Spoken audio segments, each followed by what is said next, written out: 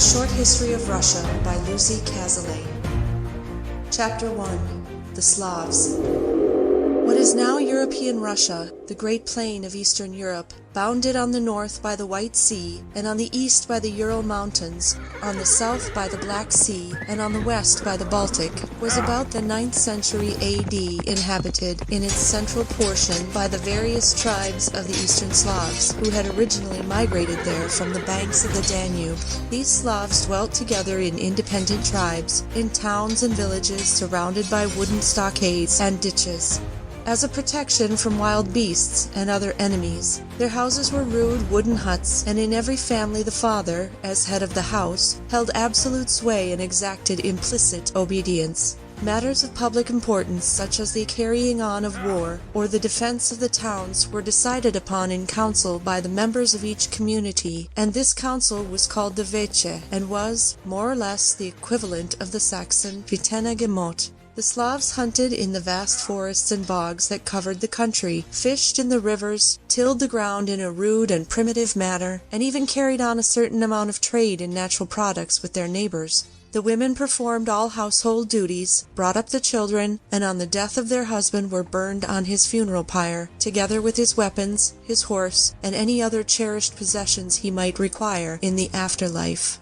The Slavs believed in the immortality of the soul, and thought the life beyond the grave would be a continuation of the earthly life. The religion of the Slavs consisted of a deification of the great elemental forces of nature, and they consequently had many gods, of whom the greatest were Perun, god of thunder and lightning, Dazbog, or Horus, the god of sun, and Stribog, god of the winds. Besides these gods, the founder of every household was supposed, after his death, to return to earth in spiritual form, and as the domovoi, or house god, protect his descendants from many evils. The Slavs erected no temples to their gods, and had no regular priesthood, but the head of each family offered up prayer and sacrifice in his own house. In early times they made no idols to their gods, but later large figures of wood or stone were set up for worship in public places, and before them human sacrifices were originally offered, the victim being chosen by lot. Wizards, witches, pixies, and mermaids of course played a great part in their superstitions, and were supposed to have marvelous powers. The Slavs had 3 great festivals in the year, 2 in honor of the sun, celebrated approximately about Christmas time and midsummer, and the 3rd to welcome the coming of spring. Hospitality was considered the greatest virtue, and a poor man was even justified in stealing what was necessary for the entertainment of a stranger.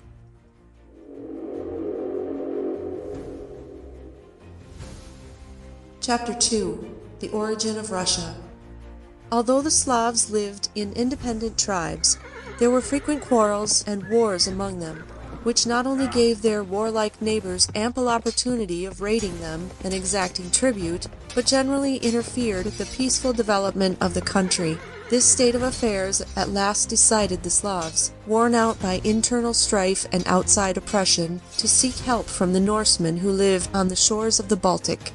They sent an embassy to the Norse tribe of Russia and said, "Our land is wide and fertile, but there is neither law nor order in it. Come and reign over us and be our princes." The Norsemen accepted the invitation, and in 862 3 Viking brothers, Rurik, Cineas, and Truvar, settled in the Slav towns of Novgorod, Belozero, and Izborsk. From this time the land of the Slavs took the name of Rus, or Russia. 2 years later Cineas and Truvor died, and then Rurik annexed their lands to his princedom of Novgorod and became sole ruler. 2 of his captains, Askold and Dir, went south as far as Kiev and asked the townsfolk to whom they paid tribute. "To the Hussars," replied the men of Kiev. "Then pay it to us instead," said the Norsemen. With the consent of the townfolk, they made themselves rulers of Kiev and refused to pay tribute to the Hussars, who were a nomadic tribe living in South Russia. When Rurik died, his son Igor was an infant, so his kinsman Oleg reigned during his minority. Oleg raised a great army, conquered Smolensk, and then sailed down the Dnieper to Kiev, where he asked Askold and Dir to meet him on the banks of the river and charged them with having usurped the princedom of Kiev. He then put them to death and was proclaimed Prince of Kiev, with little Igor as his successor. He raised Kiev to be the capital and called it the mother of Russian cities.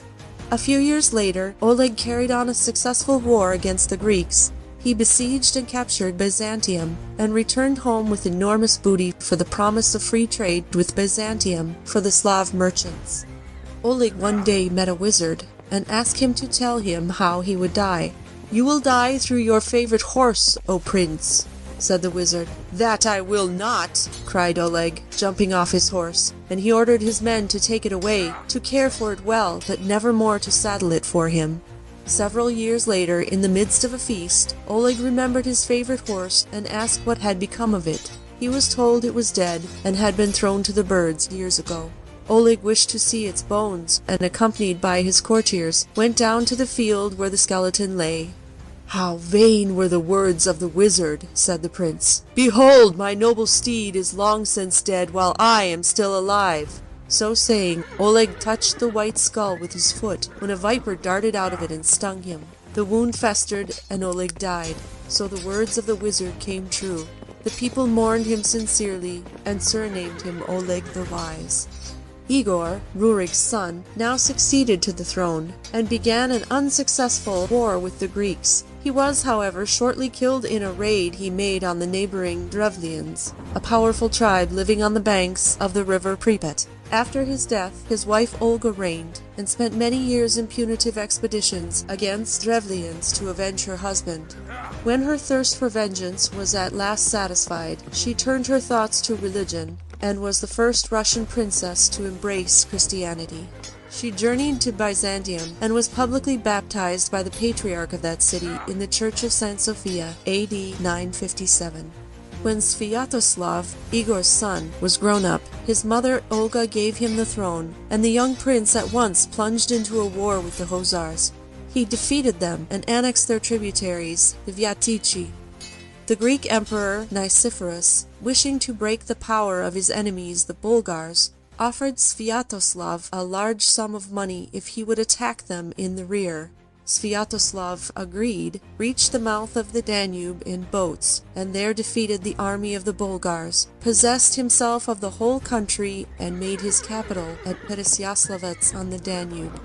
Meanwhile, the Pechenegs, a horde of nomads inhabiting the southern steppes, attacked and besieged Kiev, which was only saved by the timely arrival of Pritek, one of Sviatoslav's captains. So Olga recalled her son from Bulgaria and made him promise not to leave Kiev again during her lifetime. She died soon after, and then Sviatoslav again went to Peresyaslavets, only to find that the Bulgars had meanwhile made peace with the Greeks, and had now risen against the Russians and shut them out of the town.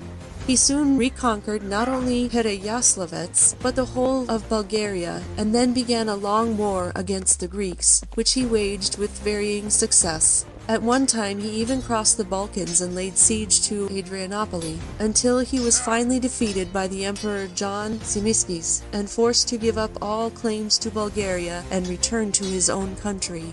On his homeward journey to Kiev, he was unexpectedly attacked by the Pechenegs near the rapids of the Dnieper and killed in battle.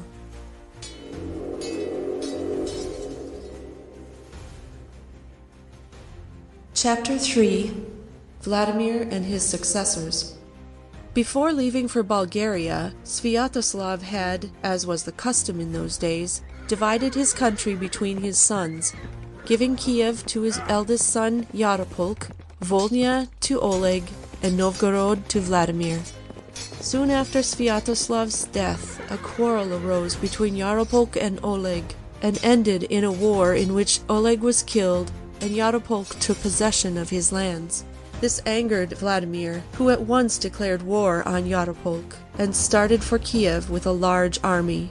On his way south he saw the beautiful Rogneda, daughter of Rogvold, Prince of Polotsk, and wished to marry her. Rogneda was already betrothed to Yaropolk and refused to give him up, whereupon Vladimir killed her father, Rogvold, seized his lands, and married Rogneda by force. He then went on to Kiev, where he defeated Yaropolk and had him put to death, and thus became sole ruler of Russia.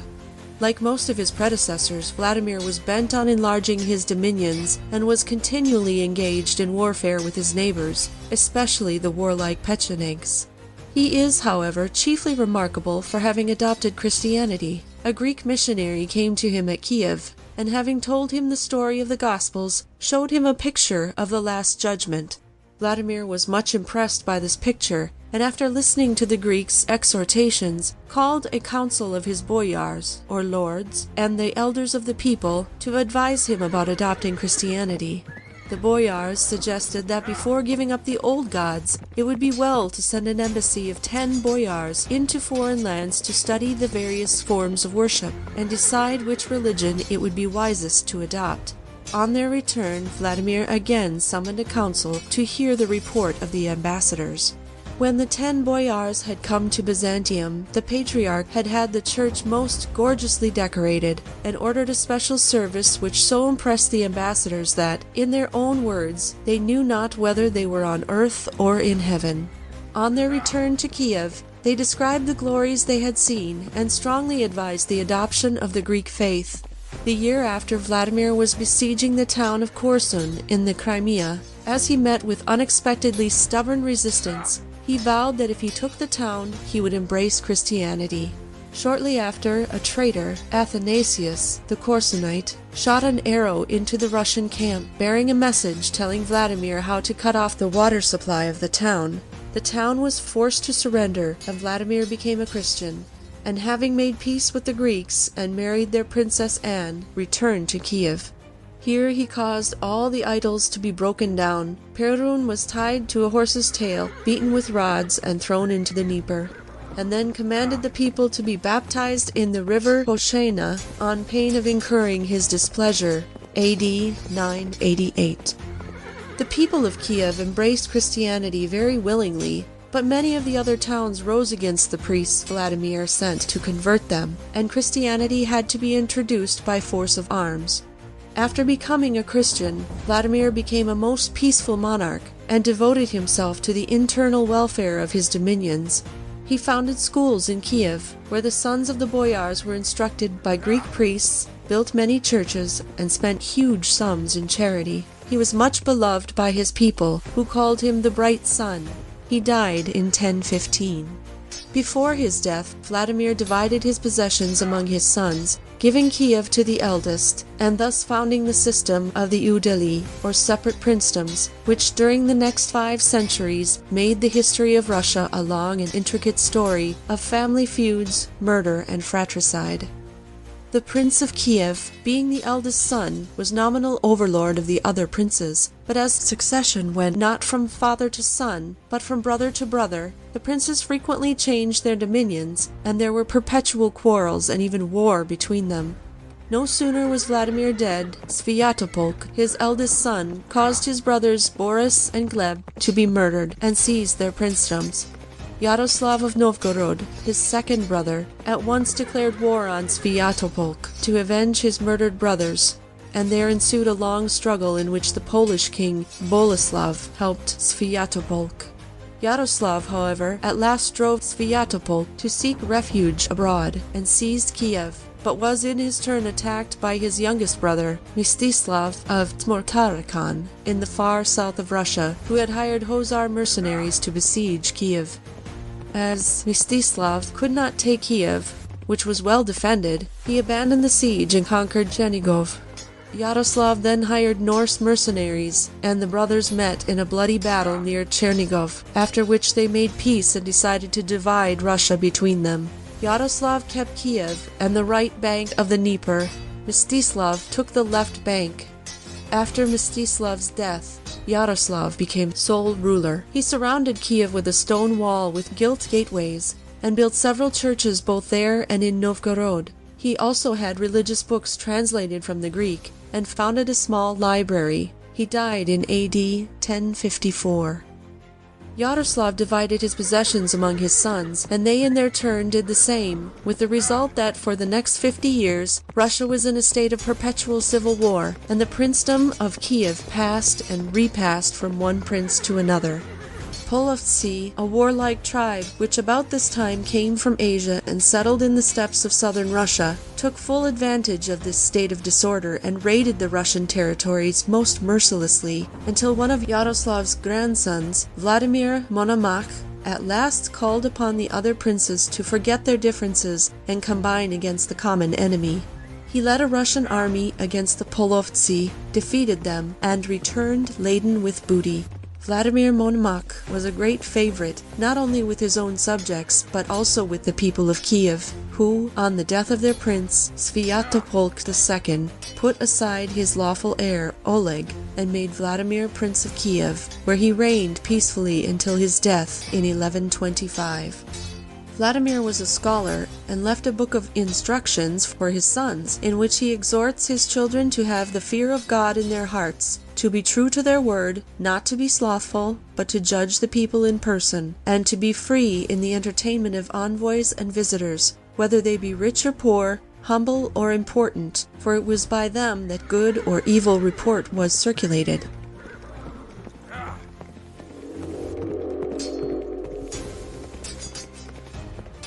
Chapter 4. The Rise of the Princedom of Suzdal and of Novgorod the Great. Among the sons of Vladimir Monomakh, the most remarkable was Yuri Dolgoruki, which means George of the Long Arms, Prince of the Suzdal, a large tract of land between the upper reaches of the Volga and the Oka. He was a very warlike prince, and after many struggles succeeded in possessing himself of Kiev. But his chief claim to remembrance is that he was the founder of Moscow, which was destined to become the most important town of Russia. He chose for its site a hill on the left bank of the Moskva, just where it is joined by the little river Neglinaya, and there built a small wooden town round a hermit's cell. This later on became the famous Kremlin, or citadel of Moscow, AD 1147.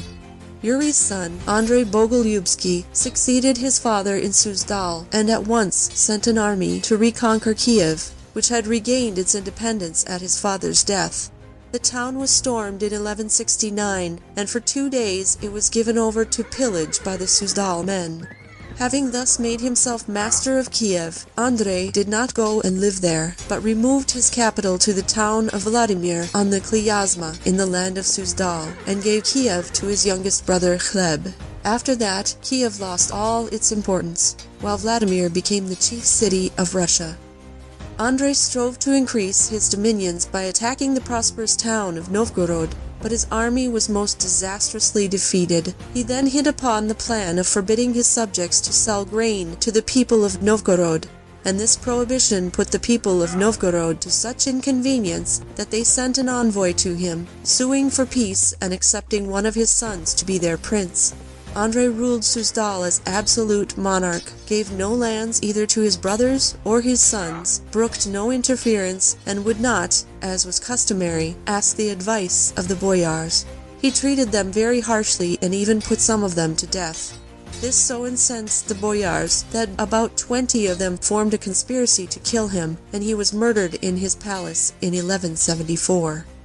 His brother, Vsevolod II, who succeeded him, avenged his death by having his murderers sewn up in socks and thrown into a lake. At the beginning of the 13th century, Russia was composed of 7 independent princedoms: Kiev, Suzdal, Smolensk, Chernigov, Volhynia, Galich, and Novgorod.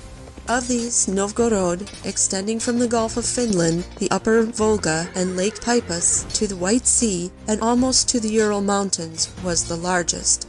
The country was covered with dense forests and had a barren, sandy soil, so the people naturally turned more to trade than to agriculture. Novgorod, the chief town, was a flourishing trading center, and was in every way the most remarkable of Russian towns. It was in constant communication with the free towns of the Hanseatic League, and carried on a brisk trade in fur, tallow, hides, and hemp, and imported arms, cloth, wines, and other foreign products. The power of the princes of Novgorod was very limited, and their reign depended entirely on the will of the people. The supreme power was vested in the Veche, which was a public meeting or council, summoned by a bell and held in the big square. It was attended by all the inhabitants of Novgorod, both boyars and commoners, and decided all matters of importance. The Veche had the power to elect or depose the prince, declare war, judge criminals, elect all municipal officers, the chief of whom was called the Posadnik, and even to designate 3 candidates for the archbishopric. The names of these 3 candidates were written down, and the scrolls placed on the high altar of the Church of St. Sophia, and a blind man or a small boy was sent to take 2 away. The candidate whose name remained on the altar then became Archbishop. Novgorod became a most rich and powerful town, and was usually spoken of as the Lord Great Novgorod. Next in size was Suzdal, which lay rather to the southeast of Novgorod, along the valleys of the Volga, Klyazma, Oka, and their tributaries. It was a land of forest and bog, interspersed with tracts of open country, and cut by many winding rivers, which, in the absence of roads, formed natural channels of communication between the chief towns. The soil was poor and badly tilled, but in the fields, rye, buckwheat, flax, and hemp could be cultivated, and the forest supplied quantities of timber, bark, and bast. The people were intelligent and pushing, and carried on many industries, which supplied not only their own, but also their neighbors' needs, and made the towns of Suzdal into flourishing trading centers, while their porobeiniki, peddlers or packmen, carried their goods all over Russia. Smolensk, situated to the southwest of Suzdal, was smaller and far less important than its more powerful neighbors, although its climate and natural features were almost identical. It was the halfway house on the way from Suzdal to Lithuania and the other lands of what is now West Russia, and as it formed the watershed between the Dnieper and the western Dvina, it had a large carrying trade along these rivers. Chernigov, lying along the Desna with its valuable forests, and Kiev in the valley of the Dnieper were the most fertile princedoms of Russia. The soil was rich, and agriculture and cattle breeding formed the principal occupation of the people. Besides this, the town of Kiev carried on a brisk trade with Constantinople, and was not only the mother of Russian cities, but the intellectual center of the whole country. This continued until it was sacked by Andrei Bogolyubsky, Prince of Suzdal, when the prestige of Kiev gradually waned, and 2 powerful rivals, Volhynia and Galich, arose on its western border. Volhynia was a fertile corn-growing land lying between the upper reaches of the Pripyat and the western of the southern Bug. It had strong cities such as Vladimir Volinsk, Dorogobush, and a warlike population, and for years it was the bulwark of Russia against the Poles and Lithuanians. Galich, lying to the southwest of Volhynia, between it and the Carpathians, was gradually absorbed by its warlike neighbor and became a province of Volhynia. It was mostly a level plain, fertile and well-watered, except in the part occupied by the foothills of the Carpathians, where it was densely covered with forests, and the country was wild and broken. Its ancient capital, Galich, was situated on the Dniester, and another town, Peremyshl, was important even in the 11th century.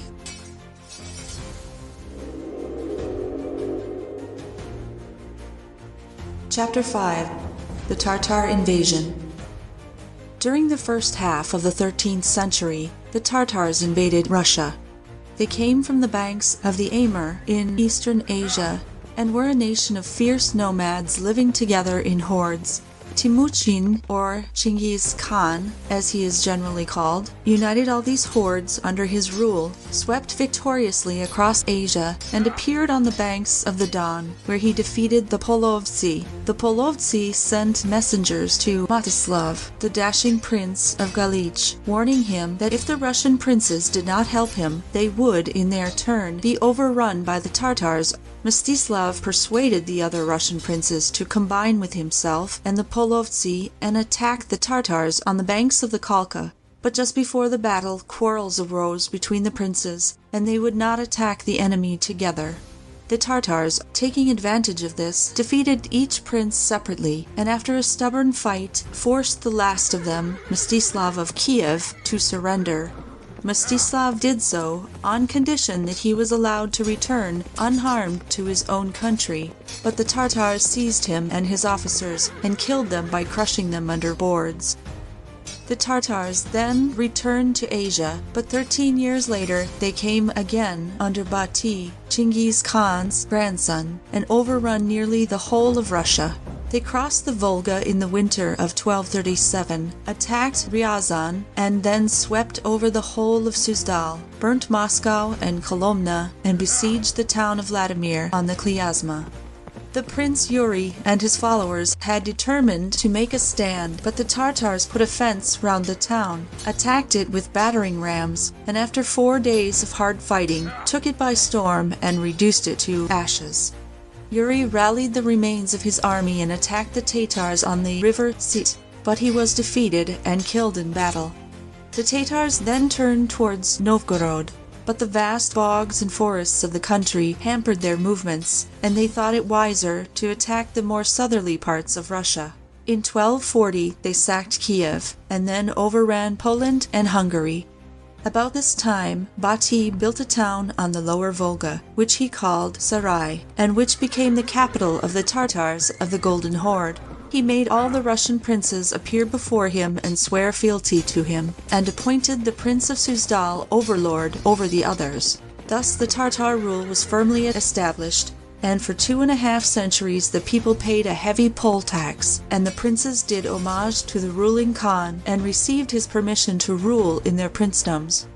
The Tartar rule did not have very much effect on the habits and customs of the Russians, as their daily life and their religious beliefs were not interfered with, but the continual raids the Tartars made on them kept up a feeling of unrest and insecurity in the country, and very seriously delayed the peaceful development of the nation. The dominion of the Tartars over Russia was a direct consequence of the Udeli system of the government, for the princes of the various principalities were individually too weak to resist, and would not forget their private quarrels to combine against the national enemy.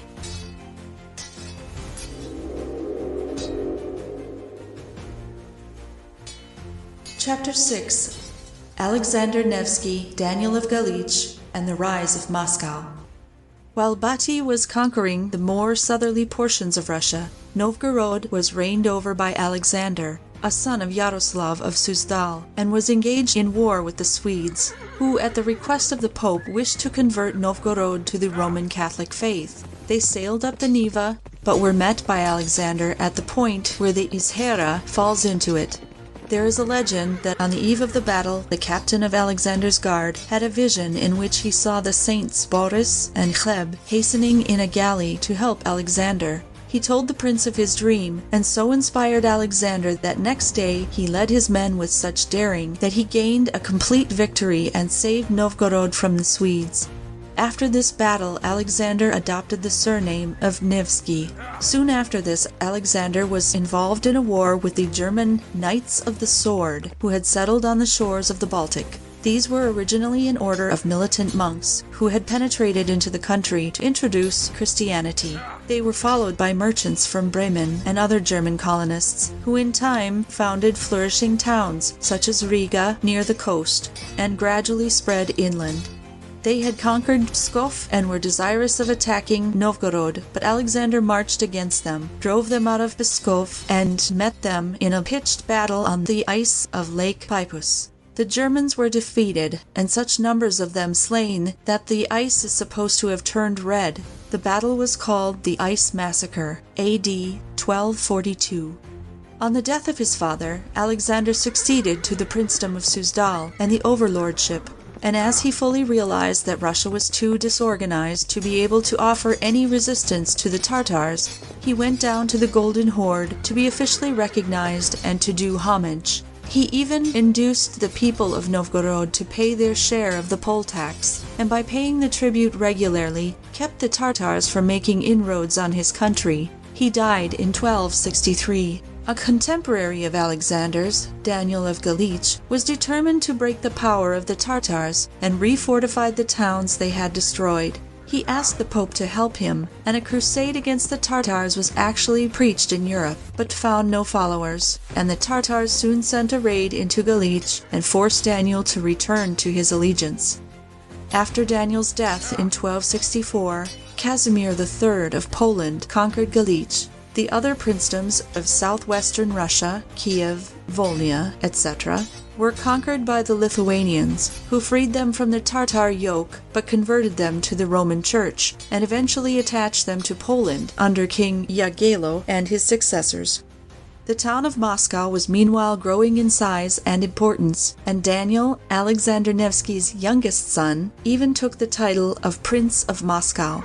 Under his son Yuri began a long battle with the princes of Tver for the titles of Overlord and Prince of Vladimir.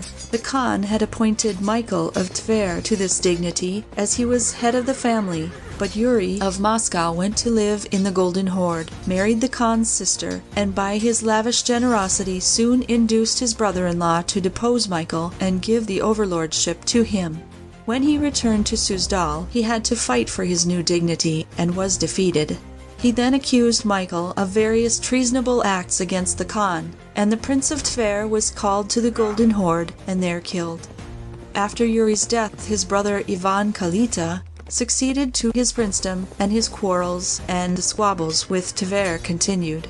At last Ivan, who was very rich, bribed the Khan to give him an army of 50,000 Tartars, with which he completely broke the power of Tver and annexed it to his possessions. He was confirmed in his supremacy by the Khan, and appointed to collect the tribute paid to the Golden Horde by all the Russian princes. This gave him the opportunity of enriching himself and increasing the power of Moscow at the expense of the other princedoms, and gained him the surname of Kalita, or the money bag.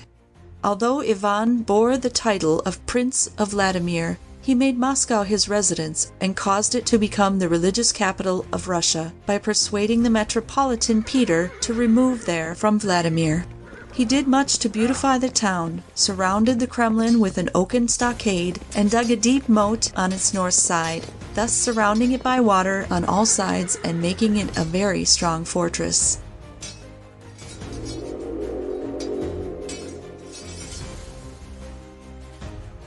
Chapter 7. Dmitri Donskoi. The most remarkable of Ivan Kalita's descendants was his grandson Dmitri, who determined to throw off the Tartar yoke and refused to pay the heavy tribute imposed by them. Mamai, who then ruled in the Golden Horde, demanded that it should be paid, threatened to visit Russia with fire and sword, and formed an alliance with Yagelo of Lithuania. Dmitri collected an army of 200,000 men at Kolomna, and before starting went to the newly founded monastery of Troitsa to receive the blessing of St. Sergius. St. Sergius gave him 2 of his monks, Peresvet and Uzlyaba, who had been famous warriors, to be his companions, and Dmitri left Moscow to join the army. At the end of his first day's march, he lay down to sleep under a pine tree, and had a vision in which St. Nicholas promised him victory. When he awoke, he saw an ikona hanging on the tree, and took it with him to the war. He afterwards built a monastery dedicated to St. Nicholas on the site of his camp. Dmitri led his men far into the steppes to meet the Tartars, and at last came up with them on the banks of the Don, at the field of Kulikovo. He placed part of his men in ambush in a dense wood, and attacked Mamai with the remainder of his force. For hours the victory wavered, but then Dmitri's reserves broke from their hiding place. The Tartars were routed, and their camp and stores fell into the hands of the Russians. The Lithuanians, hearing of the defeat of the Tartars, turned back and returned to their own country. Dmitri assumed the title of Donskoi and returned to Moscow in triumph. But this did not last long.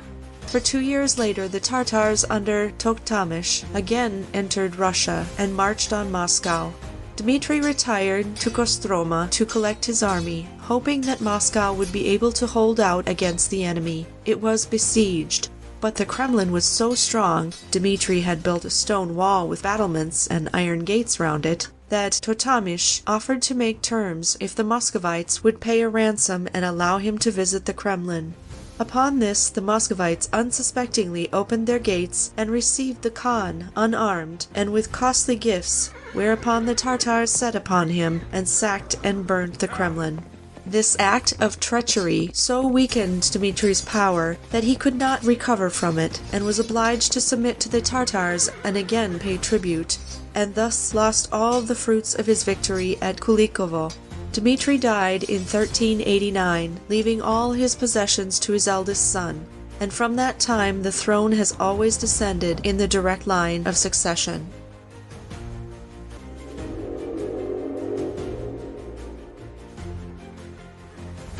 Chapter 8. The downfall of Novgorod and the end of the Tartar supremacy. The princes of Moscow were always jealous of the wealth and importance of Novgorod, and used every means in their power to weaken that flourishing city.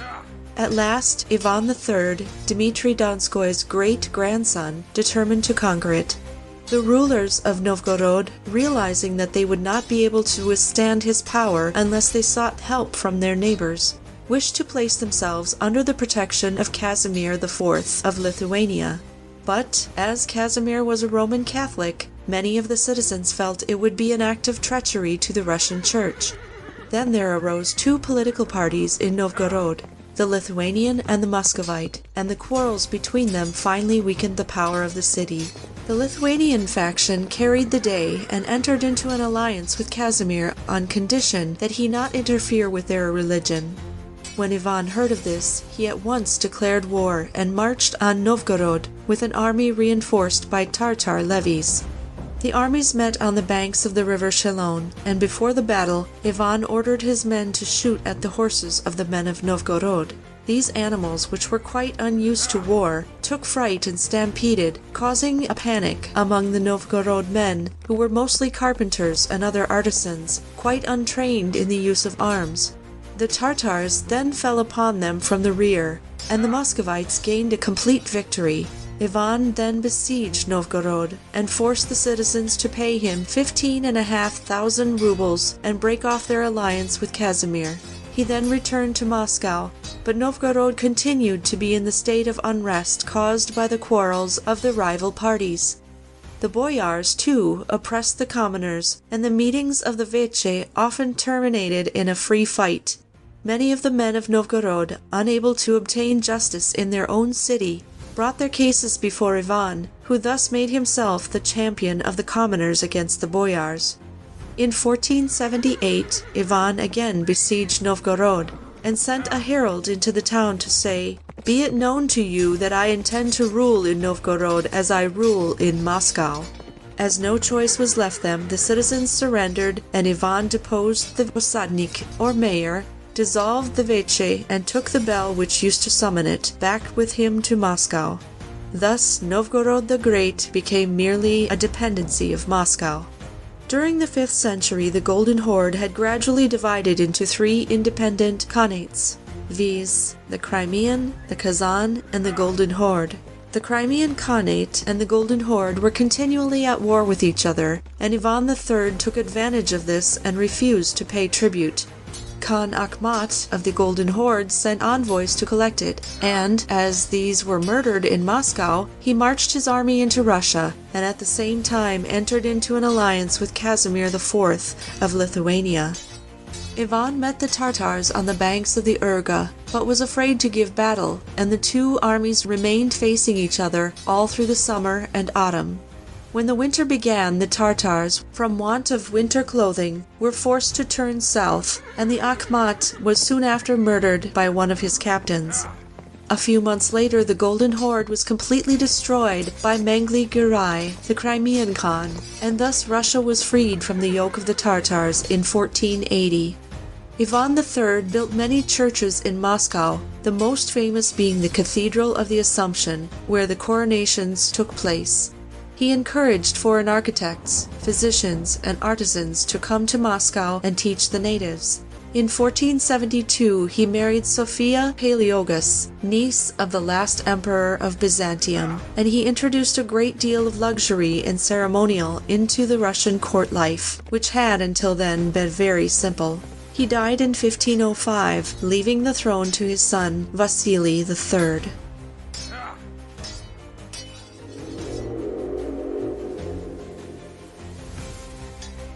Chapter 9.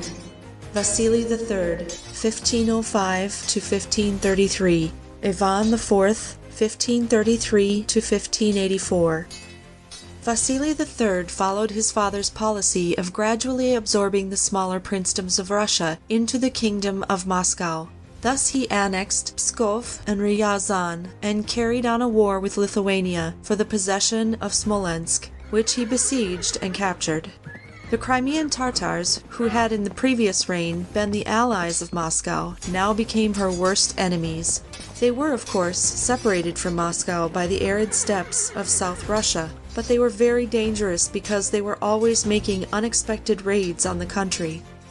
Vasili's first wife had no children, so he forced her to take the veil and was married again to Elena Glinskaya, the daughter of a powerful boyar, by whom he had one son. He died in 1533. At Vasili's death, his son, Ivan IV, was only 3 years old, and during his minority the princes Shuiski, Glinsky, and Belsky, his mother's relations, carried on the business of state. Among them and their quarrels, the little prince was shamefully neglected. He was a child of wonderful natural ability, but he was allowed to grow up without restraint, and his worst qualities were developed. He was naturally cruel and was allowed to torture animals and throw cats from the towers of the Kremlin for amusement. He was fond of reading and was remarkably well read in the books of the time, which were principally religious works and chronicles. When he was 17, Ivan was crowned in the Cathedral of the Assumption and took the title of Tsar of Muscovy. 2 weeks later he married his first wife, Anastasia. At this time, a terrible calamity befell Moscow. The town was almost entirely built of wood, and even the streets, instead of being paved, were covered with planks laid on the ground. A fire began and was spread by a violent gale until the whole city was a sea of flame and the inhabitants had to fly for their lives. Ivan and his court fled to the Sparrow Hills and watched the conflagration from there. After this misfortune, Ivan decided that he would himself take the management of affairs, and chose as his counselors the priest Sylvester and the boyar named Andashev. By their advice, he called a meeting of representatives from every town, which was called the Zemsky Sobor, and before this assembly he swore to administer justice to all, and to protect the people from the oppression of the boyars. Ivan's first war was with the Tartars of Kazan, who continually harried the outskirts of his dominions, so he determined to attack Kazan, and set out with an army of 150,000 men. Ivan personally superintended the siege of Kazan. With the help of German engineers, succeeded in blowing up the subterranean passage through which the citizens fetched water from the river Kazanka. Kazan, however, held out bravely, and it was only when the German engineers laid mines under the walls and blew them up that the town was taken by storm in 1552. 4 years later, Ivan conquered Astrakhan, a Tartar stronghold at the mouth of the Volga, and Sylvester and Andashev advised him to attack the Crimean Tartars, and so completely clear the country of them. But Ivan feared the intervention of the Sultan of Turkey and returned to Moscow. A few years later, Devlet-Girai, the Crimean Khan, took advantage of the Russian army being engaged in a war with Livonia to march an army on Moscow. He reached the suburbs unopposed and set fire to them, whereupon the conflagration spread to the whole town. The Kremlin, which had been rebuilt in stone and brick, alone escaped the fire, and it was so strongly fortified that the Tartars were afraid of attacking it and returned to the Crimea.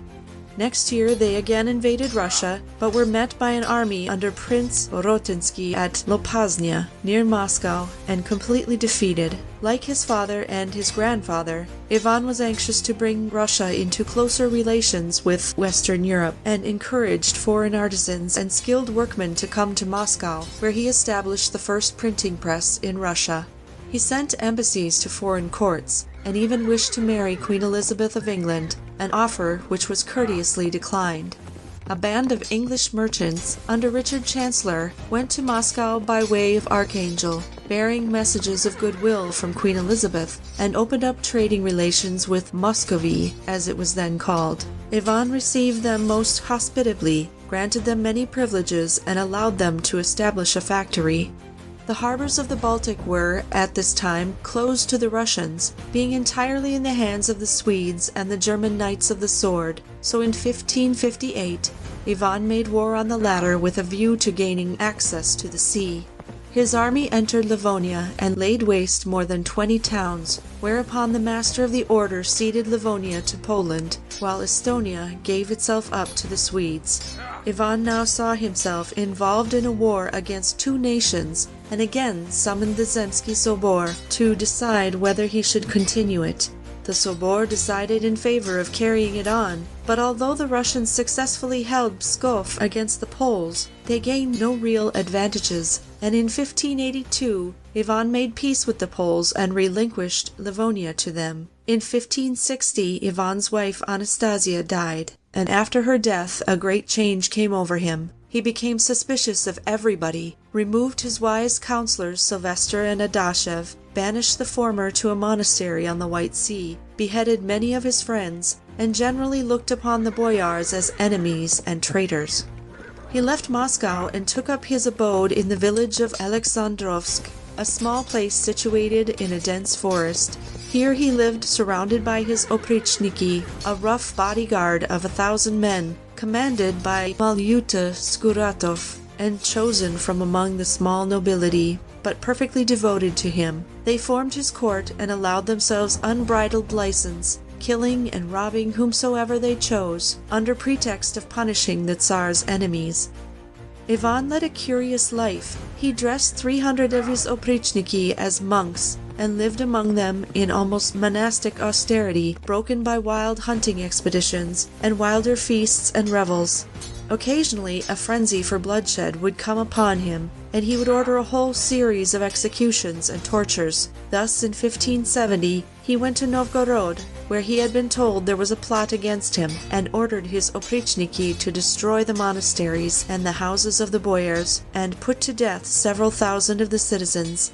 Ivan was surnamed the Terrible, a name he richly deserved. He was subject to attacks of blind fury, and in one of these he hurled his iron-shod staff at his eldest son Ivan and killed him.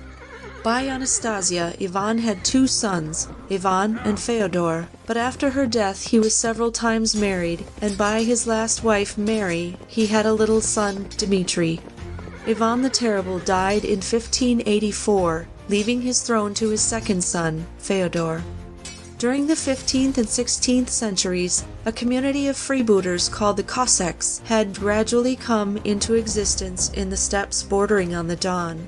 It was recruited from among outlaws, criminals, and vagabonds, in fact from all the elements which could not be reconciled with law and order, and formed a powerful band of armed men who carried on perpetual skirmishes with the Tartars, but quite as frequently attacked Russian merchants sailing down the Don and Volga.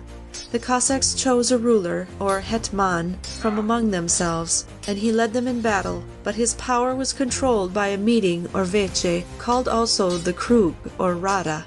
In Ivan's time, the depredations of the Cossacks were so frequent that he sent an army to clear the Volga of them, and it was then Yermak, one of their leaders, took his followers up the Kama and took service with the Stroganovs.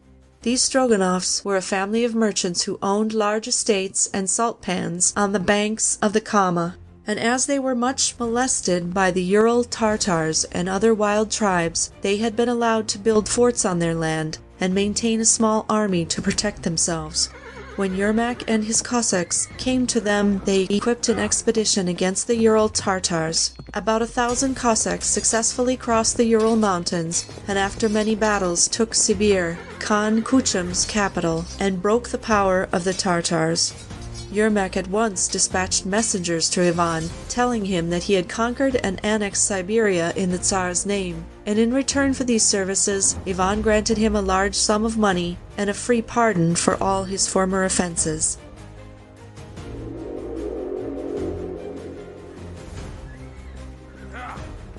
Chapter 10. Feodor Ivanovich, 1584 to 1598. Tsar Feodor, Ivan's successor, was a kind, mild man, very different from his father. He was very simple in his ways and very religious, and spent his time going about to the various monasteries, and left the management of the state to his brother-in-law, Boris Godunov. Boris was descended from a noble Tartar family, and was a most able statesman who ruled the country far better than Feodor could have done. In 1591, the Crimean Tartars again invaded Russia and moved on Moscow by forced marches, hoping to surprise the town. The Russian army was, at the time, engaged in a campaign against the Swedes, but Boris hastily had the monasteries on the south and east sides of Moscow put in a state of defense. In the gap between the Sparrow Hills and the last in this line of monasteries, he made an entrenched camp and drew up what troops he could collect. When Qazi Girai's army advanced, the Khan was quite surprised to find Moscow prepared to oppose him, and Boris sent out a few hundred soldiers to engage his advanced guard. All day they fought on the sandy plain before Moscow, while the Russians kept up a cannonade from the towers of the Kremlin. At night, the Tartars received news that reinforcements were coming to the Russians from Novgorod, so under cover of the dark, they withdrew and returned to the southern steppes. In 1591, an event occurred which later on caused many troubles in Russia. Fyodor's little stepbrother, Dmitri, was murdered while playing in the square of Uglich, where he lived with his mother. The people of Uglich were so enraged by this act that they fell upon the assassins and killed them. Feodor was much grieved at the news and sent a boyar, Vasili Shuiski, to inquire into the circumstances. Shuiski returned saying the boy had accidentally stabbed himself in an epileptic fit, and that the people had killed innocent men as his assassins. This version of the tale did not, however, gain very much credence, and it began to be freely whispered that it was Boris Godunov who had caused the little prince to be killed, because he hoped to succeed to the throne himself.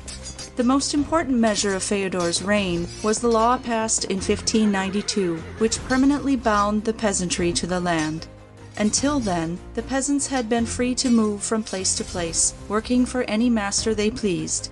The richer landowners were able to offer laborers more advantageous terms, so the peasants flocked to their estates, while the poorer nobles found it hard to get workers. The poorer boyars were, however, bound in case of war to appear in the field with their men, horses, and arms, a condition they found it impossible to fulfill if their estates lay fallow and unprofitable for want of laborers.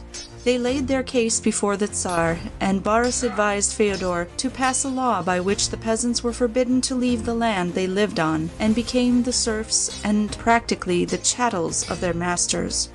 Feodor had no children, and when he died in 1598, the line of Rurik came to an end.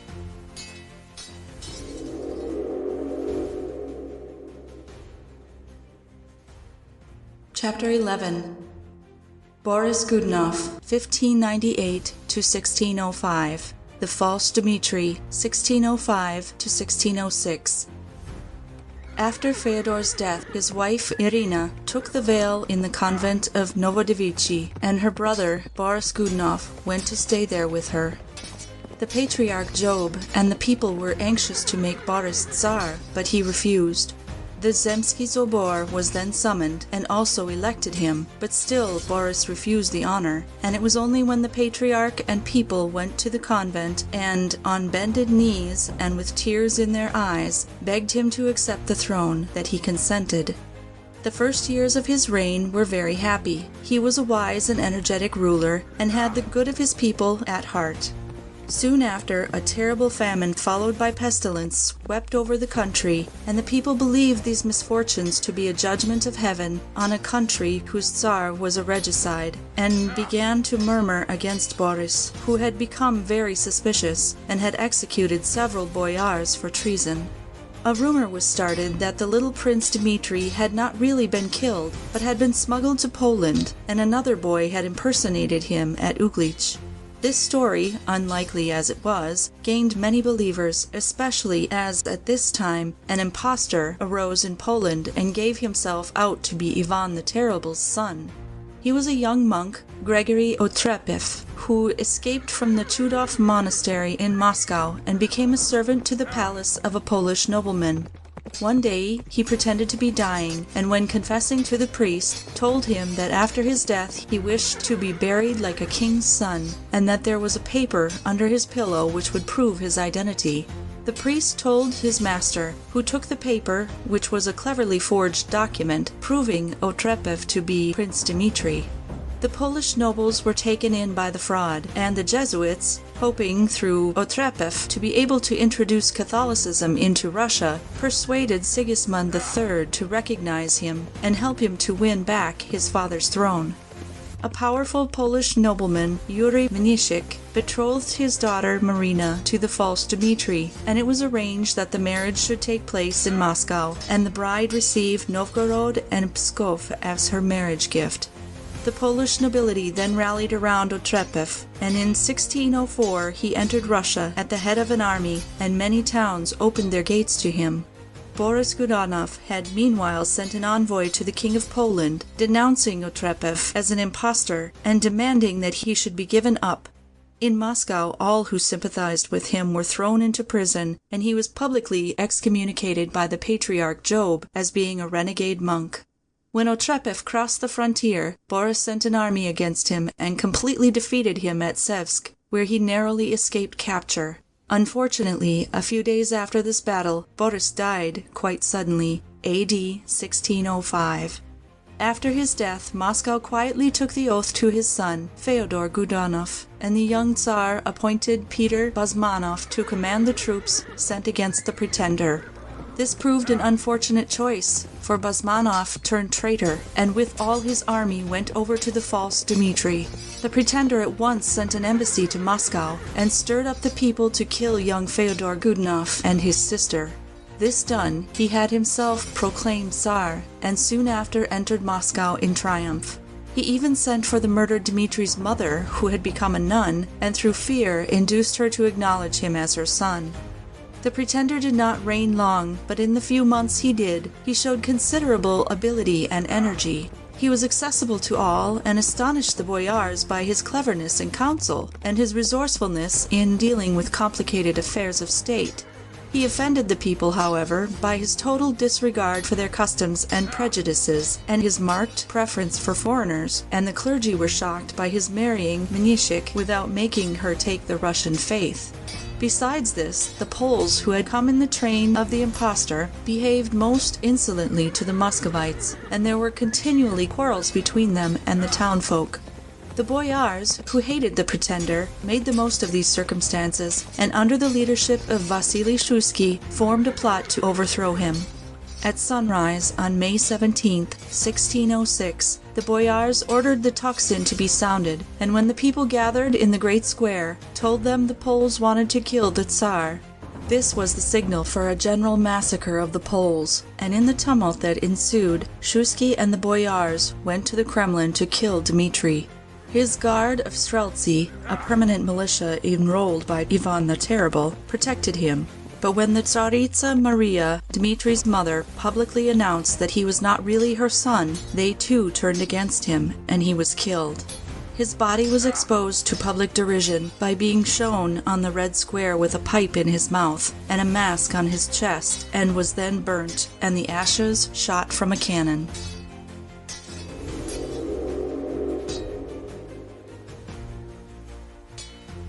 Chapter 12. Vasili Shuiski, 1606 to 1610, the Interregnum, or the Troublous Times, 1610 to 1612. After killing the false Dmitri, the boyars quieted Moscow and elected Vasili Shuiski to be Tsar, making him swear to do nothing without the consent of the Boyarskaya Duma, or Council of the Boyars. No sooner had Vasili ascended the throne than an impostor sprang up and pretended to be the false Dmitri. He explained that Dmitri had got wind of the plot against him and had secretly left the palace, instructing a servant to personate him, and that it was this servant whom the boyars had killed. It is not known who this impostor was, but he found people to believe in him and gathered an army round him composed of Poles, Cossacks, and traitors of all sorts. He marched on Moscow, but was defeated by Shuiski's soldiers before the very gates of the town. He then retired to an entrenched camp in the village of Tushino, 12 versts from Moscow, and from there threatened the city for over a year. There, Marina Mniszek, who still hoped to remain Tsaritsa, joined him and acknowledged him as her husband. He has always been known in history as the Tushino thief. Vasili Shuiski had, meanwhile, applied for help to the Swedes, and an army of 5,000 men, under Delegardi, had been sent him. This army joined forces with some troops Michael Skopin Shuiski, Vasili's nephew, had collected at Novgorod, and defeated the Tushino thief in 2 battles. Sigismund of Poland, who wished to take advantage of these internal disorders to make himself master of Moscow, now declared war on Russia on pretext of resenting the alliance with Sweden. He besieged Smolensk and ordered the Poles, who were with the Tushino thief, to join his army. This they did, and the impostor, left with only a small following, went to Kaluga. The Moscow army was got ready to move to the relief of Smolensk, under the command of Dmitri Shuiski, Vasili's brother, but the Polish general, Żołkiewski, defeated it at Klushino and marched on Moscow. The pretender, hearing of this, came back from Kaluga and took up an entrenched position in the village of Kolomenskoye near Moscow. In the town itself, riots broke out, and the citizens deposed Vasili Shuiski and forced him into a monastery, 1610. After the deposition of Vasili Shuiski, and with the Polish army advancing on Moscow and the Tushino thief at their gates, the boyars found themselves in a very awkward position, and, as a way out of the difficulty, elected Vladislav, son of the King of Poland, to the Tsardom. They sent an embassy to Sigismund, announcing the election of his son, and begged him to allow the prince to come to Moscow. Sigismund retained the ambassadors as hostages and ordered the Polish army to occupy Moscow, but would not allow his son to go there, as he intended annexing the whole of Russia to Poland under his own rule. The Tushino thief, meanwhile, fled back to Kaluga, where he was shortly afterwards murdered by a peasant. When the people of Moscow at length became aware of Sigismund's intentions, they determined to oppose the Poles, and the Patriarch Hermogen issued a proclamation calling the whole Russian people to arms. In a very short time, an army of 100,000 men assembled under the leadership of Prokopy Lyapunov and entered the suburbs of Moscow. The Polish garrison shut itself in the Kremlin and prepared for a siege. Unfortunately, the Cossacks who had joined Lyapunov's army would not submit to discipline, and were so angry with Lyapunov because he forbade them to plunder the citizens that they killed him. After his death, his army dispersed, and the Poles again held the whole of Moscow. Sigismund had meanwhile captured Smolensk, and the Swedes, hearing of Vladislav's election, broke their alliance and took Novgorod. In all these troubles and difficulties, the Russian clergy again made an effort to inspire the people with courage, and the Archimandrite of Troitsa sent a circular letter to all the towns, calling upon the people to deliver Holy Moscow from the foreigners. When this letter was received in Nizhny Novgorod, the mayor of the town, a butcher, Kuzma Minin by name, set about raising an army. He placed it under the command of Prince Pozharsky, one of Lyapunov's generals, and himself collected money and supplies to carry on the war. This army marched on Moscow, gaining recruits as it went, and reached the city at the same time as Chodkiewicz and his troops, who were bringing supplies to the Poles. Pozharsky's first task was to prevent Chodkiewicz from getting his supplies into the city, and this he and Minin succeeded in doing by defeating him in several skirmishes, and he was forced to retire, leaving the Polish garrison to its fate. The Poles stood a siege of several months in the Kremlin, but were at last starved into submission, and Minin and Pozharsky entered the Kremlin amid public rejoicing.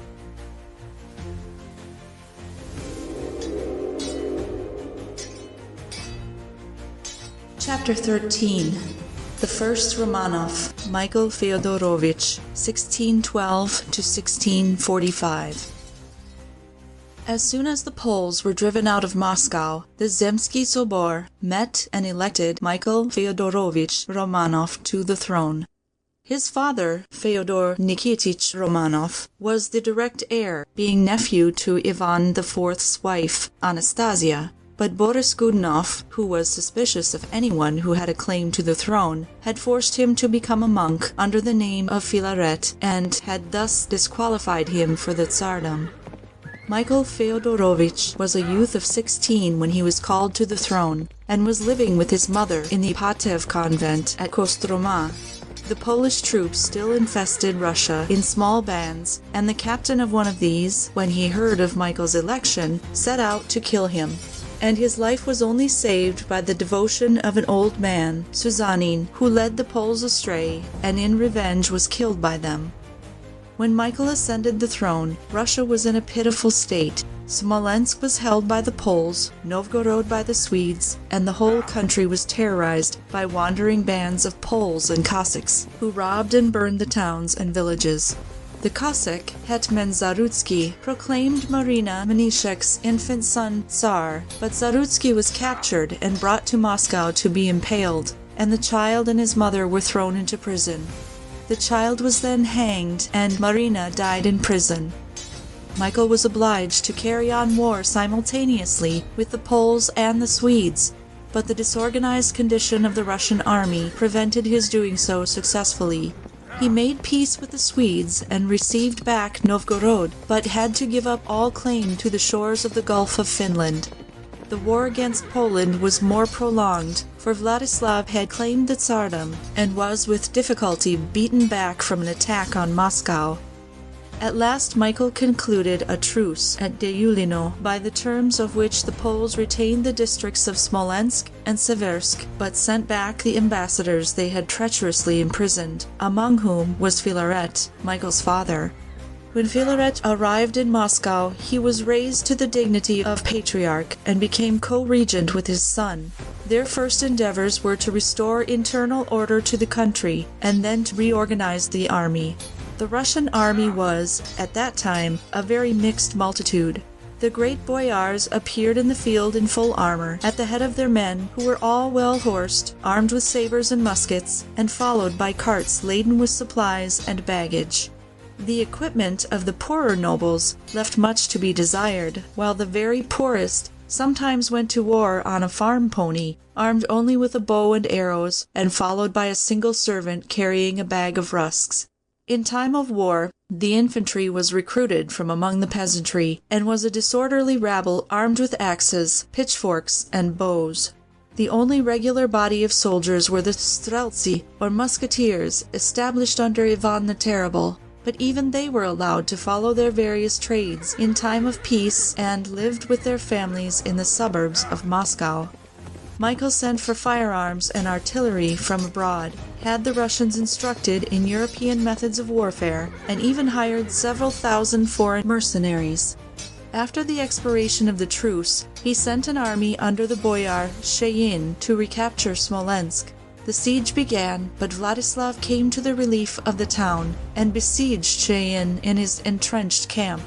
The Russians held out for a time, but famine and sickness forced them to capitulate, and Sheyin had to give up all his artillery. When he returned to Moscow, he was found guilty of treason and beheaded. Michael found it impossible to carry on the war, and concluded peace by which Poland retained Smolensk, but Vladislav gave up all claim to the throne of Moscow. Michael was most concerned with the internal welfare of the country, and by the end of his reign succeeded in establishing some degree of order. He died in 1645 and was succeeded by his son, Alexei.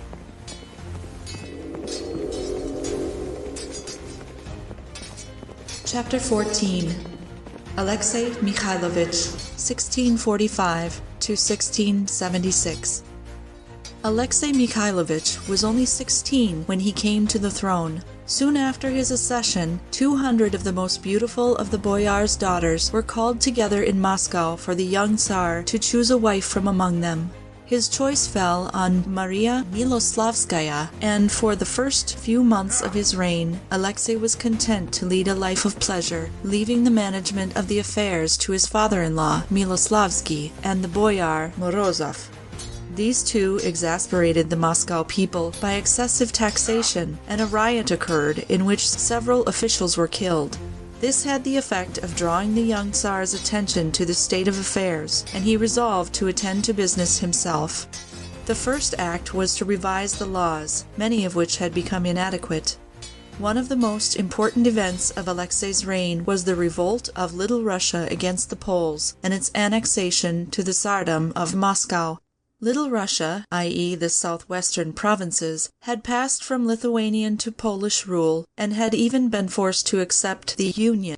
This was a religious compromise between the Greek and Roman Catholic churches, by which the people were allowed to retain their Greek ritual, but acknowledge the Pope as supreme head of the church.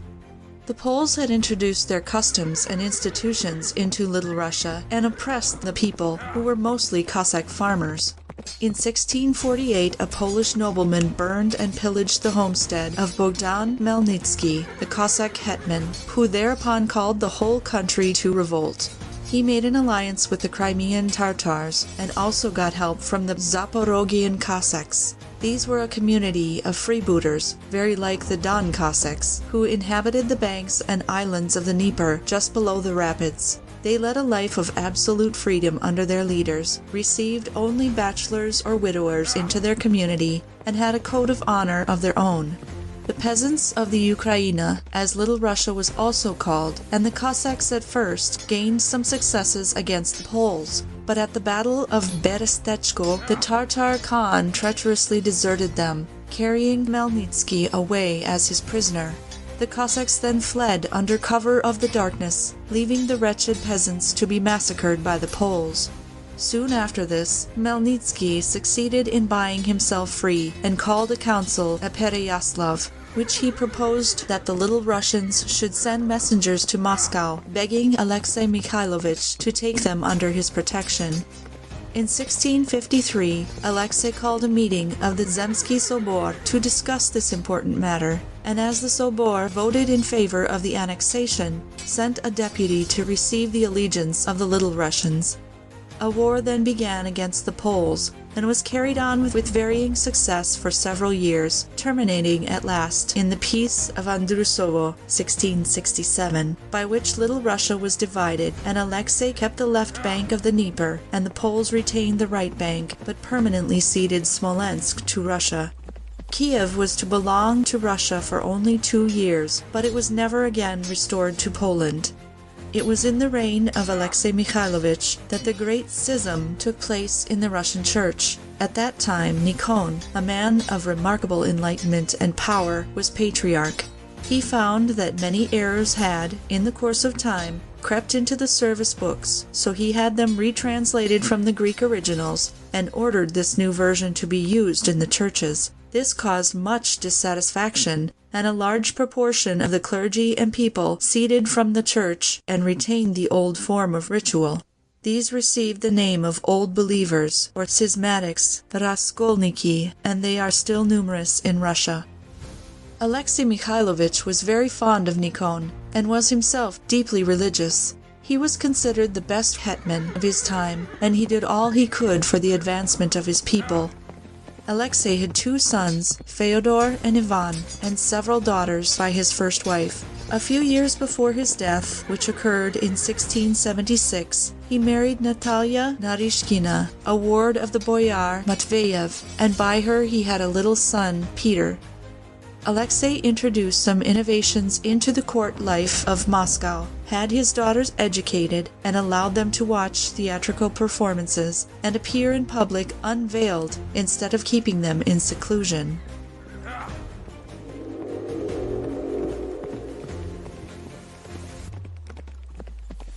Chapter 15. Feodor Alexeyevich, 1676 to 1682. Ivan V, 1682 to 1696. Peter I, the Great, 1682 to 1725. After Alexei's death, his eldest son Feodor succeeded him. He was a good, clever man, but quite an invalid, and only reigned 6 years. He died in 1682, leaving no children. On his death, the boyars were uncertain whom to appoint as his successor, for his brother Ivan was feeble both in mind and body, and Peter was a child. While the boyars were deliberating, the patriarch Joachim addressed the people assembled before the palace and asked them which of the princes they would have as Tsar. The people called for Peter, and as Ivan had no desire to reign, Peter was proclaimed, and his mother and her relations, the Narishkins, became all-powerful at court. This exasperated the Princess Sophia, Alexei's daughter by his first wife, who was a very clever, ambitious woman. Had her feeble-minded brother Ivan been elected, she would practically have ruled Russia, and she determined to make a bid for power. She and her kinsmen, the Miloslavkis, bribed the Streltsy with presents and stirred them up to revolt by falsely accusing the Narishkins of having smothered Ivan. The Streltsy rose in a body and rushed to the Kremlin, but Natalia Narishkina appeared at a window with both princes, and when they found Ivan unharmed, they quieted down and wished to return to their homes. Unfortunately, at that moment, their commander, the boyar Dolgoruki, rode up and berated them for their mutinous conduct, and this so incensed them that they broke into open riot, and after terrorizing the town for 3 days, insisted on both princes being crowned together, and on Princess Sophia being regent during Peter's minority. Sophia thus gained her point, and governed the country with great ability for 7 years. Peter meanwhile lived with his mother in the palace of Preobrazhenskoye, a village 3 miles from Moscow. He gathered round him all the village boys of Preobrazhenskoye and the next village, Semenovskoye, and formed with them into an army for playing at soldiers. With these boys he made miniature fortresses, which he besieged and defended, and led make-believe campaigns against the surrounding villages.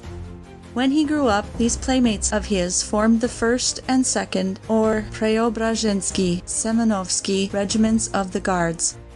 The so-called German quarter, where all the foreigners who had settled in Moscow lived, was quite near Preobrazhenskoye, and Peter was very fond of going there and spending long hours with the foreigners. Many of these men gave him lessons, or helped him in his games, and later on one of them, Lefort, a Genovese, became his chief advisor. One day, Peter discovered an old English-built boat in a lumber shed, had it mended, and launched it on the river Yauza. After this, he devoted much time to sailing, and built a small fleet of boats, which he kept on a lake near Moscow. Peter was a very clever, intelligent boy, with a great thirst for knowledge and an enormous capacity for hard work. When he was 17, he was married to Eudoxia Lopukina and began to take a more active part in the management of state affairs. Sophia realized that her influence was on the wane and determined to retain her power. One night Peter was awakened by 2 Streltsy who had galloped to Preobrazhenskoye to tell him that Sophia was inciting the Streltsy to rebellion and had made a plot to kill him. Peter at once fled to Troitsa, ordering his wife and his mother to follow him under escort of the Preobrazhensky and Semenovsky guards. From Troitsa he sent an order to the Streltsy, commanding them to leave Moscow and join him. Contrary to Sophia's expectations, the Streltsy, with very few exceptions, obeyed this order, and Peter shortly returned to Moscow at the head of his troops. He then deposed Sophia from the regency, forced her to take the veil, and had her chief supporters executed. A.D. 1689. Ivan V continued to bear the title of Tsar until his death, but Peter now reigned independently. Peter was very anxious to see the sea, and undertook a journey to Archangel, which was visited every summer by English and Dutch vessels. In order to become better acquainted with ships and shipbuilding, he then equipped an expedition against the Turkish forces of Azov, which commanded the sea of that name. This first campaign was unfortunate, for Azov was protected by Turkish ships and could draw supplies from the fleet. But Peter returned to Russia and built a flotilla of boats, with which he sailed down the Don. In the following year he again laid siege to Azov, both by land and sea, and captured it in 1695. On his return from the siege of Azov, Peter determined to send an embassy to all the European courts, and himself traveled incognito in its train. He went first to Germany, where he left his ambassador Lefort to proceed ceremoniously onward, and himself visited towns, fortresses, and factories, studying everything most minutely. He then went to Holland, where he visited the great shipyards and gained a practical knowledge of shipbuilding by working as a ship's carpenter on the wharves of Saardam. Peter then went on to London and Vienna, where he received news of a revolt of the Streltsy and hastened back to Moscow. The revolt had been quelled and the ringleaders executed before his return, but Peter took the opportunity of suppressing the Streltsy altogether and replacing them by regular soldiery, receiving fixed pay and trained in the German way. After his return from abroad, Peter determined to bring Russia into line with the rest of Europe. and introduced many innovations, some of which proved extremely unpopular. Thus he forbade his subjects to wear the flowing beards and voluminous garments they affected, and made them wear French coats and full-bottomed wigs. The boyars were ordered to take their wives and daughters to balls and theaters instead of keeping them in almost conventual seclusion, but this was considered most unseemly and gained Peter many enemies. Peter did much to reform the internal organization of the state and replaced the Boyarskaya Duma, or Council of the Boyars, by the Senate, a body composed only of the highest dignitaries, and which constituted the highest court of the kingdom. The Patriarchate of Moscow was abolished on the death of the Patriarch Adrian, and the supreme control of church matters was given over to the Holy Synod, a council of bishops. A great many new schools were established, and no gentleman was allowed to marry unless he knew reading, writing, and arithmetic. Young men were encouraged to go abroad to complete their studies, and Peter was particularly anxious to encourage trade and manufacturers in the country. The dream of Peter's life was to obtain harbors on the Baltic. So in 1700 he entered into an alliance with Denmark and Poland and declared war on Charles XII of Sweden. The Swedes opened the campaign by a sudden attack on Copenhagen and soon forced Denmark to retire from her alliance with Russia, and then Charles turned his attention to the banks of the Neva. Here Peter was besieging Narva with a huge army of raw recruits, and Charles, with his experienced soldiers, easily defeated them, raised the siege of Narva, and forced Peter to retire, leaving his artillery behind. Thinking he had thus broken Peter's power, Charles then attacked Augustus II and spent several years fighting in Poland. Peter meanwhile set about training his soldiers and making guns out of church bells, and in 1703 again commenced operations on the Gulf of Finland. He took Schlüsselburg and Nynäshamn, two Swedish fortresses, and built the fortress of Saints Peter and Paul on a small island of the Neva. On the marshy banks of the river opposite this fortress, he founded St. Petersburg, which he then called the new capital of Russia. He also established a shipyard on the river Svir and began building ships for use against the Swedes. Charles XII had by this time dethroned Augustus II and sent Stanislas Laszynski on the throne of Poland, and was now able to attack Peter from the southwest.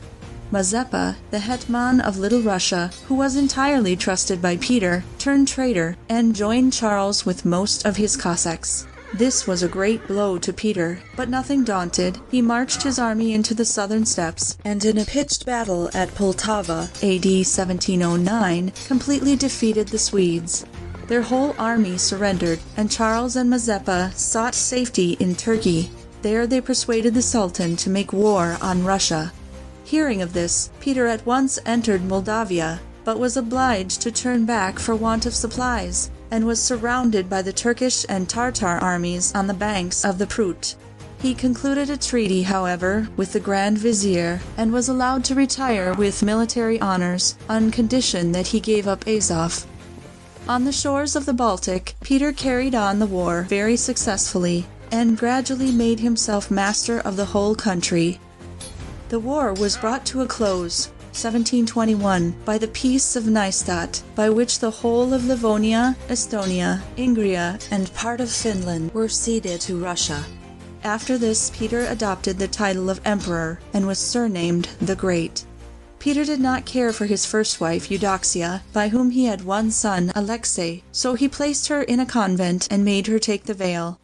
A few years later, at the siege of Marienburg in Livonia, he took prisoner a beautiful servant girl called Martha Skravonskaya. He afterwards married her, and made her empress under the name Catherine, which she adopted when she joined the Greek Church. By her he had two daughters, Anna and Elizabeth. Peter and his son were not on good terms, for Alexei opposed his father's reforms, and the quarrels between them reached such a pitch that the prince went abroad for a time. On his return to Russia, Peter threw him into prison where he died, leaving a little son, Peter. Peter the Great died in 1725 from the effects of a severe cold he took while saving some soldiers from a vessel that had foundered near St. Petersburg. He knew how to surround himself with able men who were perfectly devoted to him and furthered all his plans. His greatest favorite was Prince Menshikov, who had begun life as a pieman, but through his brilliant capacities came to fill the highest offices of state.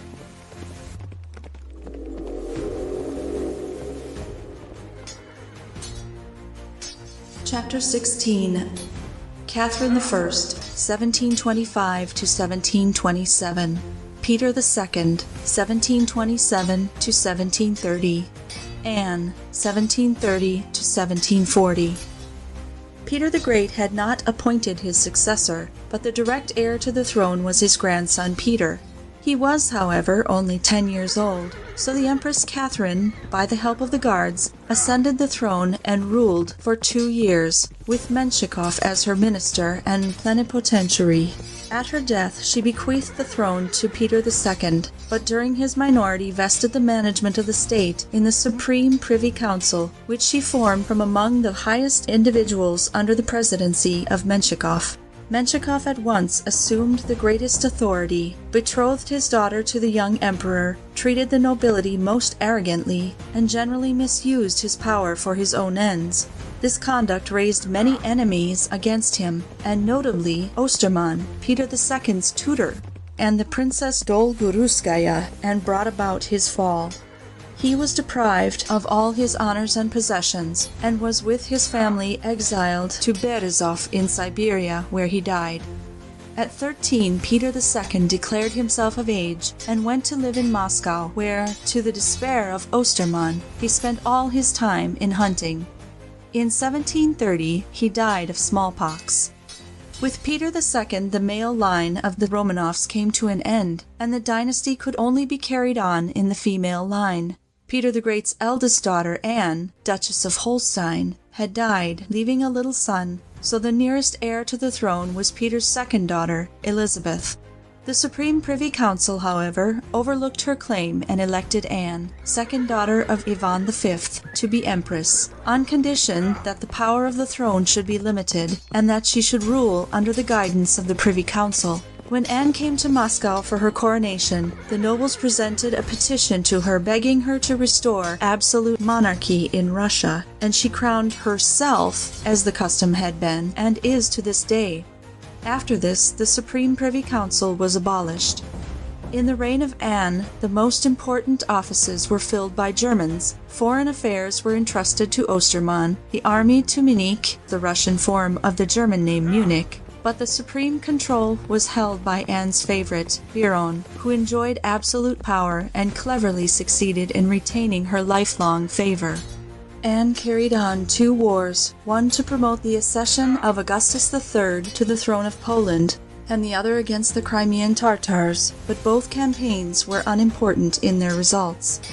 St. Petersburg again became the residence of the Empress, and she gathered a very brilliant, pleasure-loving court around her.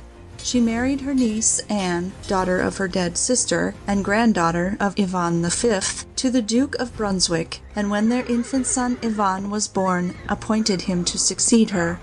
Anne died in 1740.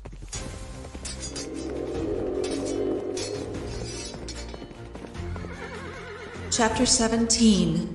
Ivan VI, 1740 to 1741. Elizabeth, 1741 to 1761. Peter III, 1761 to 1762.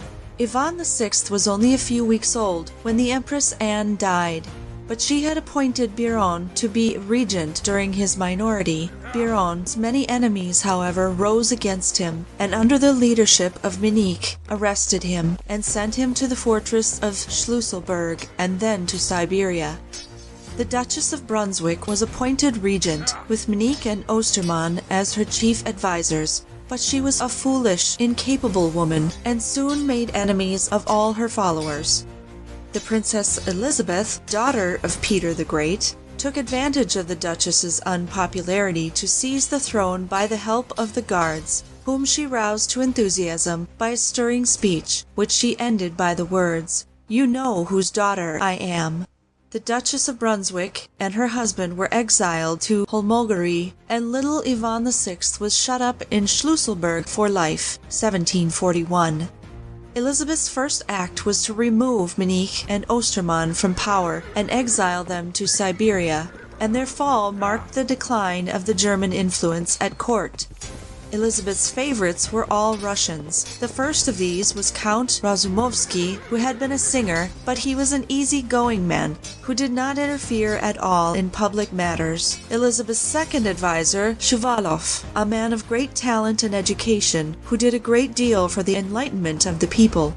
He founded the University of Moscow, the first university in Russia.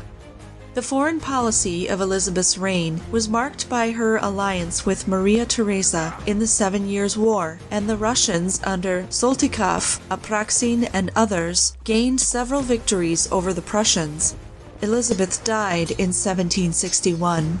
She had appointed her nephew, Peter, Duke of Holstein, to be her successor, and had the young prince educated at her own court. In 1745 he was married to a princess of Anhalt-Zerbst, a small German principality, who upon joining the Greek Church took the name of Catherine. Although this princess was only 14, she was remarkably clever and energetic, and at once set herself to study not only the Russian language, but the history, literature, and customs of the country. She even wrote several plays, poems, and historical and philosophical essays. On the death of Elizabeth, Peter III ascended the throne, but he was weak and incapable, and was very soon made to give up his power to his clever wife, who thus became empress in her own right. Peter III died a few months later, in 1762.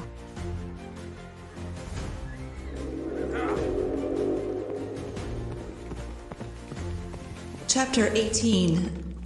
Catherine II, 1762 to 1796. The reign of Catherine II was one of the most glorious in Russian history, and during this period the boundaries of the empire were very much enlarged. Catherine carried on 2 very successful wars against the Turks, which ended in firmly establishing Russian rule on the shores of the Black Sea.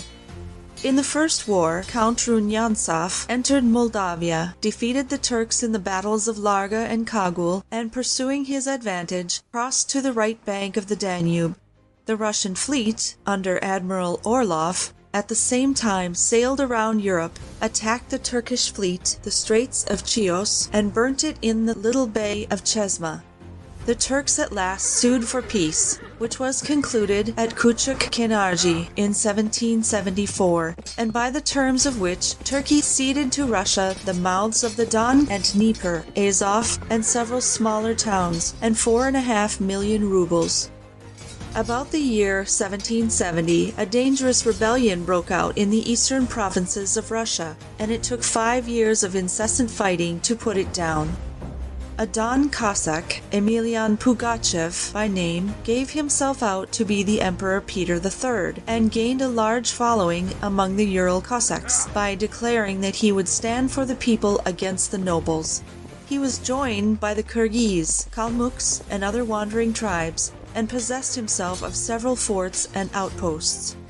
Catherine sent a small army against him under General Karr, who was, however, defeated by Pugachev.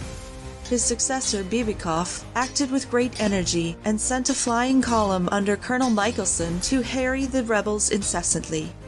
Pugachev received his first check near Orenburg, but soon recovered, reappeared on the Volga, and pillaged and burnt Kazan. There Michelson came up with him and defeated him. Pugachev then turned southward along the Volga, took Saratov, and followed the river to Tsaritsyn and Astrakhan, ever pursued by Michelson and his hussars. At this crisis, Suvorov, Catherine's greatest general, took command and succeeded in driving Pugachev across the Volga into the steppes, and forced the Cossacks to give him up. Pugachev was brought to Moscow in a cage and was hanged and quartered in 1775. Catherine's chief advisor was Potyomkin. He was the son of a poor nobleman, but by his wonderful ability brought himself to Catherine's notice and gained rapid promotion during the First Turkish War. After the Prince of Kenarji, he was made governor of the newly acquired provinces, which were very fertile but quite uncultivated. In a very few years he did wonders in developing the country by encouraging settlers to come there, building towns and clearing the district of the Zaporogian freebooters. In 1783 he obtained the annexation of the Crimea, and thus put an end to the kingdom of the Crimean Tartars, who had made such frequent inroads into Russia. The Turks very much resented the annexation of the Crimea, and in 1788 began the Second War with Russia. Catherine, however, entered into an alliance with the Emperor Joseph II and appointed Potyomkin to be commander-in-chief. He laid siege to the Turkish fortress of Ochakov, which was stormed and taken after a stubborn resistance in 1788. The celebrated general, Suvorov, met the Turks in a battle near Rymnik in Moldavia and defeated them. The most important event of the war was the siege of Izmail, a first-class fortress on the banks of the Danube. Potyomkin laid siege to it, but the Turks defended it most gallantly. Potyomkin then gave over the supreme command to Suvorov, with instructions to take the fortress at any price. After a desperate resistance, it was stormed in 1790. About this time, Catherine's faithful ally, the Emperor Joseph II, died, and England and France used their diplomatic influence in favor of Turkey, so negotiations were opened and peace was concluded at Jassy in 1791. Potyomkin did not live to see the end of the war, but died of fever early in 1791. The reign of Catherine saw the dismemberment of the Kingdom of Poland, a result of its internal dissensions. Poland was an electoral monarchy, and the death of every king occasioned a fierce struggle for the throne. Religious differences between the Roman Catholics, Greek Catholics, and Protestants, or dissenters as they were called, and quarrels between the nobles and their serfs, further weakened the power of the state and made it an easy prey to its greedy neighbors. On the plea of defending the Greek Catholics, who demanded equal civil rights with the Roman Catholics, Catherine sent an army under Suvorov into Poland, and Frederick II did the same to protect the interests of the Protestants. A struggle ensued which lasted 4 years, and was brought to a close in 1772 by the first partition of Poland, by which Russia annexed White Russia, Austria, Galicia, and Prussia, Pomerania. 20 years later, a further partition of Poland between Prussia and Russia took place, but this so exasperated the Poles that, under Kosciuszko, they rose in rebellion and massacred the Russian garrison of Warsaw. Catherine again sent Suvorov to Poland, and Kosciuszko was completely defeated and taken prisoner at Maciowice near Warsaw. Upon this, Warsaw surrendered, and the Kingdom of Poland was practically abolished in 1795 by a third partition, in which Russia received as her share Volhynia, Lithuania, and Courland, and the Polish king, Stanislas Poniatowski, was removed to St. Petersburg. In the management of internal affairs, Catherine showed great wisdom. She divided the country into 50 governments, which were again subdivided into districts, each of which had its own law courts and administration. The towns were given municipal governments under their mayors. The nobility had their privileges confirmed by the patents of nobility and were exempted from corporal punishment. The monasteries had, in the course of time, and through the generosity of their patrons, come to possess vast tracts of land and thousands of serfs, which they held quite free of taxation. But Catherine ordered these lands to be appropriated to the treasury. Catherine was a great lover of royal progresses through the empire, and in this way became well acquainted with the country, which she endeavored to open up by having good roads made between the principal towns. Catherine was surnamed the Great. She died of apoplexy in 1796 and was succeeded by her son, Paul I.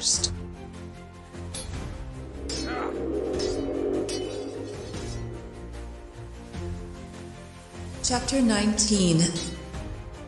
Paul I, 1796 to 1801. Catherine II had never shown any affection for her son, nor allowed him to take a prominent place at court, so until his accession to the throne, he and his wife had lived very quietly in the palace at Gatineau. He had spent most of his time in superintending military exercises and maneuvers, for his great desire was to organize the Russian army on Prussian lines. When Paul became emperor, he joined the alliance England and Austria had formed against the French, and in 1799 sent an army into Italy. Suvorov was appointed to the supreme command of the alliance armies. He defeated the French in a series of desperate battles at Adda, Trebbio, and Novi, and then undertook the hazardous passage of the Alps.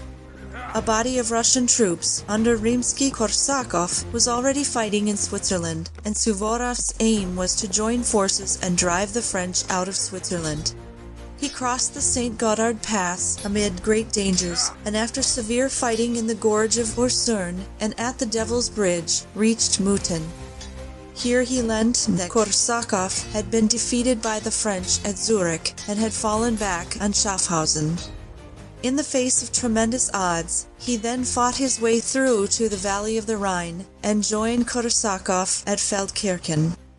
The Russian army took up winter quarters in Bohemia, but early in 1800, Paul withdrew from his alliance with England and Austria and made peace with France.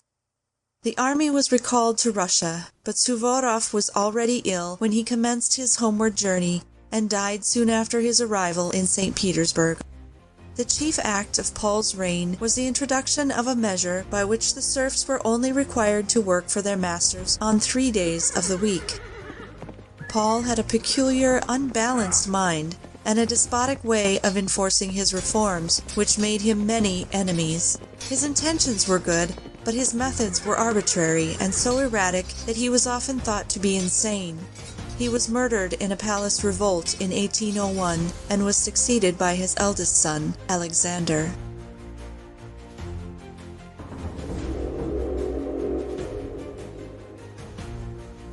Chapter 20. Alexander I, 1801 to 1825. Alexander I had been Catherine the Great's favorite grandson, and was a man of great talent and wonderful personal charm.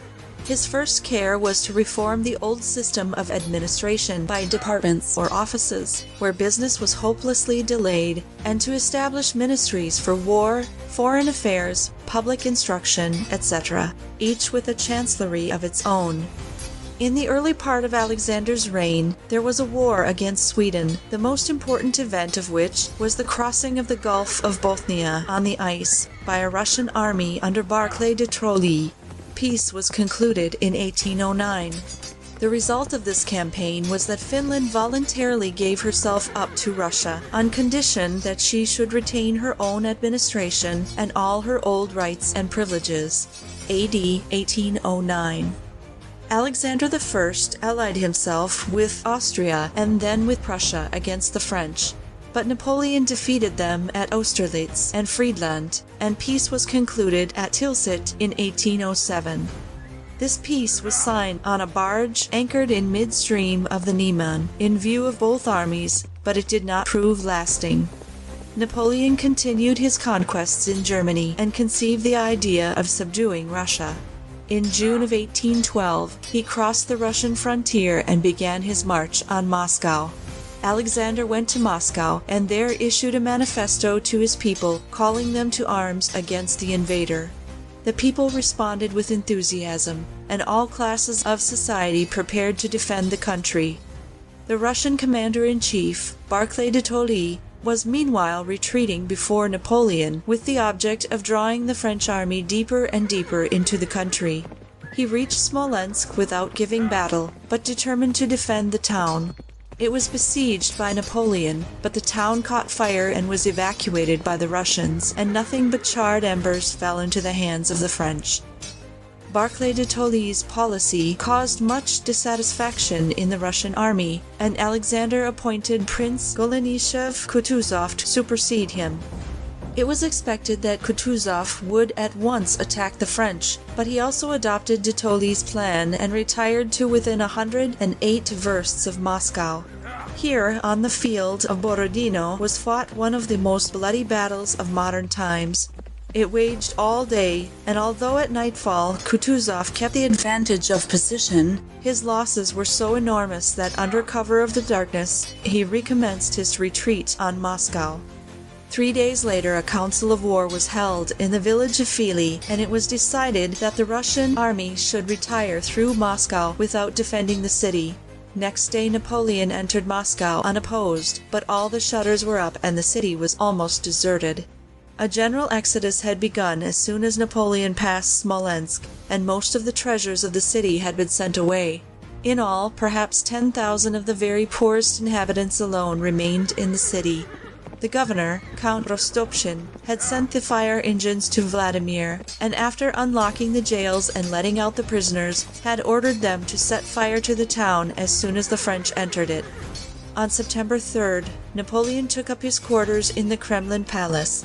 But by next day, Moscow was a sea of flame, and he was obliged to leave the Kremlin and go to the Petrovsky Palace. When the conflagration subsided, the French soon found themselves almost destitute of supplies, and all attempts to bring provisions into the town were frustrated by the bands of armed peasants who hung on the outskirts of the town, ever ready to capture foraging parties and cut off stragglers. These armed peasants were called ratniki, or partisans. Napoleon stayed 5 weeks in Moscow, and then a spell of intensely cold weather decided him to commence his retreat. Before leaving Moscow, he ordered mines to be laid under the Kremlin walls, and the palace and all public buildings to be burnt. During the night, parts of the walls were blown up, and the barracks and palace burnt to the ground, but the churches of the Kremlin were happily saved. Napoleon began his retreat along the Sapurkov and Kaluga roads towards Smolensk, but Kutuzov's army and the partisans continually harassed him in the rear. The cold and hardships of a Russian winter soon relaxed all discipline in the French army. Orderly retreat soon developed into a complete rout, and Napoleon himself narrowly escaped being made prisoner at the awful crossing of the river Berezina. The line of the retreat of the Grand Army was marked by thousands of corpses, and before reaching Vilna, Napoleon left the sorry remains of his legions and hastened to Paris alone. After Napoleon's defeat, Alexander again entered into an alliance with Austria and Prussia, and the results of their combined actions were the occupation of Paris in 1814 and the fall of Napoleon. In the following year, European peace was restored by the Congress of Vienna, which also finally ratified the annexation by Russia of the Polish provinces under the title of the Kingdom of Poland. During the last years of his life, Alexander made several journeys to different parts of the empire. In 1825, his wife, the Empress Elizabeth, was ordered by her doctors to spend the winter in a warmer climate. Alexander accompanied her to Taganrog on the Sea of Azov and then went on a tour in the Crimea. He caught a chill while traveling and died soon after his return to Taganrog, November 19, 1825.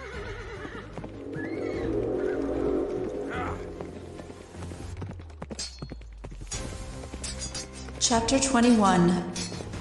Nicholas I, 1825 to 1855. Alexander I died childless, and Russia took the oath to his brother Constantine, who was Viceroy of Poland and lived in Warsaw. A proclamation was, however, at once issued, declaring that Constantine had refused the throne in favor of his younger brother Nicholas. This brought about the Decembrist, or December, conspiracy among a few officers of the guards, who wished to force Constantine onto the throne by means of a military revolt. But this conspiracy was very soon suppressed by Nicholas I, who was a man of strong character and great energy. During the reign of Nicholas, Russia was involved in many wars, the first of which was against Persia. In the time of Paul I, Georgia, a Christian kingdom in the Caucasus, had voluntarily given itself up to the Russian crown, but it was separated from Russia by a rugged mountain region where warlike hillmen, encouraged by Persia, kept up a continual warfare. In 1813, the Shah of Persia had, at last, been forced to give up his claims on Georgia, but at the time of Nicholas's accession, he attempted to reconquer the country. Nicholas at once sent an army under General Paskevich to protect the Georgians. Paskevich defeated the Persians, took the fortress of Erivan, and was already on his way to the Persian capital when the Shah sued for peace. AD 1828. Persia gave up 2 khanates to Russia and paid a large indemnity. In 1828, Russia joined England and France in an alliance to promote the liberation of Greece, and the Russian Black Sea Fleet took part in the Battle of Navarino, where the whole Turkish fleet was destroyed. Nicholas meanwhile divided the Russian army into 2 parts.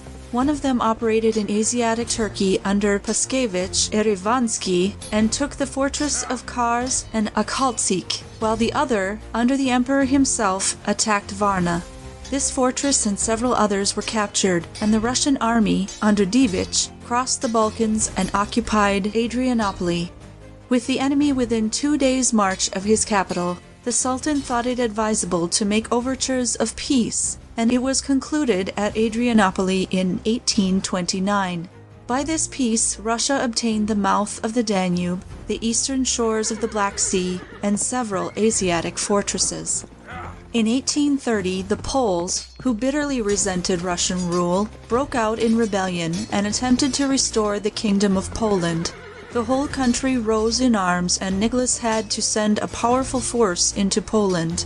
Dibich defeated the insurgents in the Battle of Grochowo, in which their commander-in-chief, Szlopicki, was mortally wounded. But even this did not end the rebellion. As usual, however, quarrels and dissensions arose among the Poles and prevented their opposing the advance of the Russians on Warsaw, which was stormed by Paskevich in 1831. This proved the death blow to the rebellion, and Poland was incorporated with Russia. During the period of peace which followed the suppression of the Polish rebellion, Nicholas turned his attention to the internal affairs of the country, and in 1833 had the Code of Laws drawn up under the guidance of Speransky. Nicholas also very much developed the naval and military resources of the country and was almost a martinet for discipline. In 1853, war again broke out with the Turks, who had encroached on the privileges of the Greek Church in the Holy Land and refused to restore the rights granted to Russian pilgrims in Palestine. A Russian army under Gorchakov at once occupied Moldavia and Wallachia, while the Black Sea Fleet destroyed the Turkish fleet in the harbor of Sinope. England, France, and Sardinia embraced the cause of Turkey and sent their fleets to the Black Sea. Thus began the Crimean War in 1854. The Allied armies landed at Eupatoria in the Crimea and turned southwards towards Sevastopol. Prince Menshikov, who commanded the Russian troops, tried to check their advance on the high banks of the river Alma, but after a fight which lasted several hours, he was forced to fall back on Sevastopol. This fortress, which was very strongly fortified toward the sea, had only very slight defenses on the land side, and these were hastily reinforced, the inhabitants working side by side with the soldiers in throwing up earthworks and fortifying the town. The Russian ships were sunk across the mouth of the harbor to block its entrance against the Allied fleets, and the ships' guns were removed to all the fortifications. The Allied armies laid siege to Sevastopol and maintained it for 11 months, although Menshikov's army made several attempts to raise it, notably by their attack on the English on the heights of Inkerman. This war was a great strain on the resources of Russia, especially when the Allied fleets appeared in the Baltic and bombarded the fortress of Sveaborg off Helsingfors. The absence of railways made the supplying of the Russian army overland a work of great difficulty, while the Allies could get all they wanted by sea. In the midst of the Crimea War, the Emperor Nicholas I died suddenly at St. Petersburg in February 1855 and was succeeded by his son, Alexander II.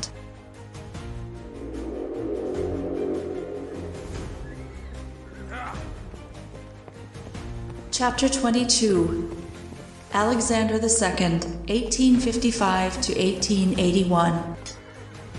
The siege of Sevastopol went on until the end of August 1855, when the garrison began to run short of ammunition, and the Malakoff bastion, which was the key to Sevastopol, was stormed by the Allies. The fall of Sevastopol practically put an end to operations in the Crimea, but 3 months later the Russians reduced the Turkish fortress of Kars by hunger. Both Alexander II and the Allies were, by this time, quite willing to make peace, and it was concluded at Paris in 1856. By the provisions of the Treaty of Paris, all of the conquests of the war were returned to their former owners, but Turkey, in addition, received from Russia the mouth of the Danube and prohibited the passage of the Dardanelles to the Russian fleet. The most important event of Alexander II's reign was the abolition of serfdom. Both Catherine II and Alexander I had wished to do this, but the project had never been realized, and when Alexander II came to the throne, there were over 22 million serfs in Russia. On February 19, 1861, Alexander abolished serfdom, and the peasants had land allotted to them which they were to redeem from the landowners at a fixed rate. This act was received with great enthusiasm by the people, and gained Alexander the title of the Liberator. Alexander brought in many reforms. Thus, in 1863, he placed the local management of governments and districts in the hands of the Zemstvo, a council elected from among the inhabitants, who were naturally better acquainted with local needs. He also introduced trial by jury in an open court and abolished corporal punishment. The Polish emigrants and insurgents of 1830 had been granted an amnesty by Alexander II and had been allowed to return to their homes, but they merely took advantage of this to foster discontent in the country, and in 1863 another rebellion broke out. Night attacks on the Russian soldiers were made simultaneously in many parts of Poland, and bands of armed insurgents spread all over the country. A guerrilla warfare was carried on for several months, but then Muravev, the Russian viceroy in Vilna, ordered the Russian troops to take such radical measures that the rebellion was soon stamped out. The conquest of the Caucasus had been going on gradually but steadily since the beginning of the century, but the opposition of the mountain tribes became desperate when Shamil placed himself at the head of the movement. He was the chief of the Mohammedan sect of the Murids and a sworn enemy to Russia. The hillmen made fierce raids on the Russian soldiers and then retired to their mountain fastnesses where they were safe from pursuit. At last Alexander determined to put an end to this state of things and appointed Prince Baryatinsky to the command of the Caucasus. Prince Baryatinsky devoted all his attention to the eastern Caucasus, where he made clearings in the forests and military roads. He then stormed Shamil's fortress of Vaden and drove him into the wilds of Dagestan. Here Shamil made a desperate stand in the hill fort of Gunib, but the Russians stormed his position, and after some hours of fighting, Shamil surrendered to Prince Baryatinsky. This brought the whole of the eastern Caucasus to Russia's feet, but the western Caucasus had still to be conquered step by step, and was not finally subdued until 1864. Those of the hillmen who would not accept Russian rule emigrated to Turkey and Asia Minor. The Christian inhabitants of the Balkan Peninsula had for centuries been trying to throw off the dominion of Turkey, and Serbia had already become a separate principality. Bulgaria now showed similar aspirations, and the Turks, to prevent a rising in the country, perpetuated the Bulgarian atrocities, a wholesale massacre in which thousands of Bulgarians were killed. This called forth the intervention of Russia, who was considered the champion of the Slav nationalities.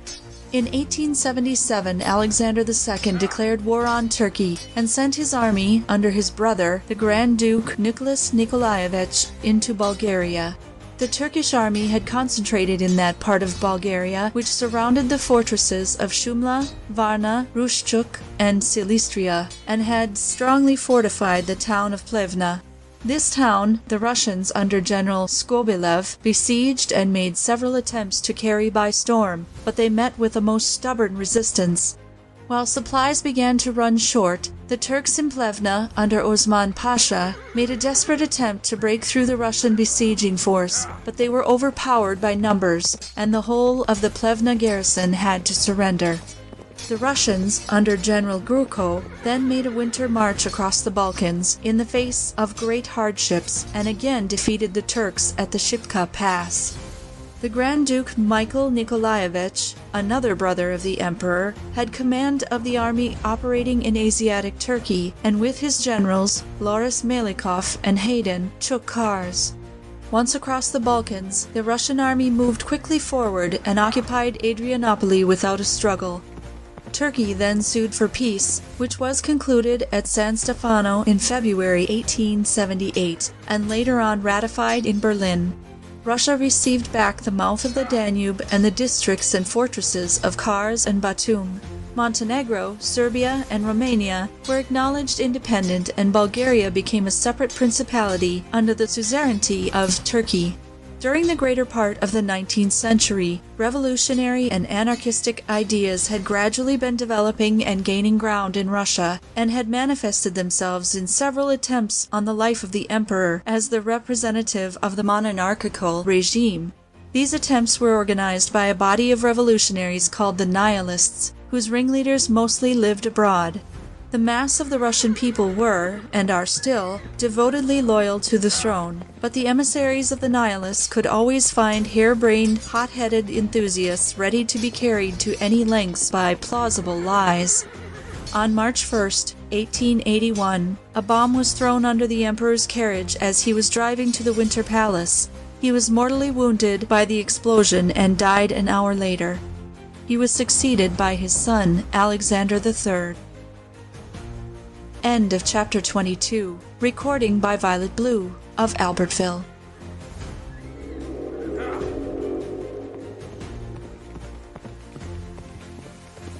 Chapter 23. Alexander III, 1881 to 1894. Nicholas II, 1894 to present. Alexander III was the first Russian emperor to whom the peasants took the oath, for until the emancipation of the serfs, it had been administered only to the upper and official classes. His reign, which lasted for over 13 years, was a period of peace for Russia, and Alexander III, through his personal influence, did much to maintain the peace of Europe. In Central Asia, Russian power had been making great strides during the last years of the previous reign, and in 1878 the Emir of Bokhara had placed himself under Russian protection, an example which Samarkand and Merv soon followed. Their submission was not obtained without some resistance on the part of the natives, but the Khans realized that Russia meant to subjugate them, and preferred submitting voluntarily and thereby retaining their religious and tribal privileges. The advantages to be obtained from trade with Russia were a potent factor in the gradual Russification of Central Asia. In her dealings with Eastern countries, Russia has invariably followed an astute policy of more or less peaceful occupation, ending in complete annexation, and thus the tables have been turned, and the Mongol now has to submit to the Russian yoke. Alexander III married the Princess Dagmar, daughter of the King of Denmark, who on joining the Greek Church took the name of Maria Feodorovna. Alexander III died on October 20th, 1894, and was succeeded by his eldest son, Nicholas. Nicholas II married Princess Alex of Hesse-Darmstadt, who took the name of Alexandra Feodorovna, and has 5 daughters and 1 son, Alexei. So far, the principal events of his reign have been the opening of the Trans-Siberian Railway, the somewhat disastrous war against Japan, 1904 to 1905, the spread of the strike movement, and the increase of terrorist acts, the granting of the Russian Constitution by the Manifesto of October 17, 1905, and the armed rising in Moscow and its suppression in December 1905, and the opening of the First State Duma, or Parliament, on April 27, 1906. End of A Short History of Russia by Lucy Cazalet.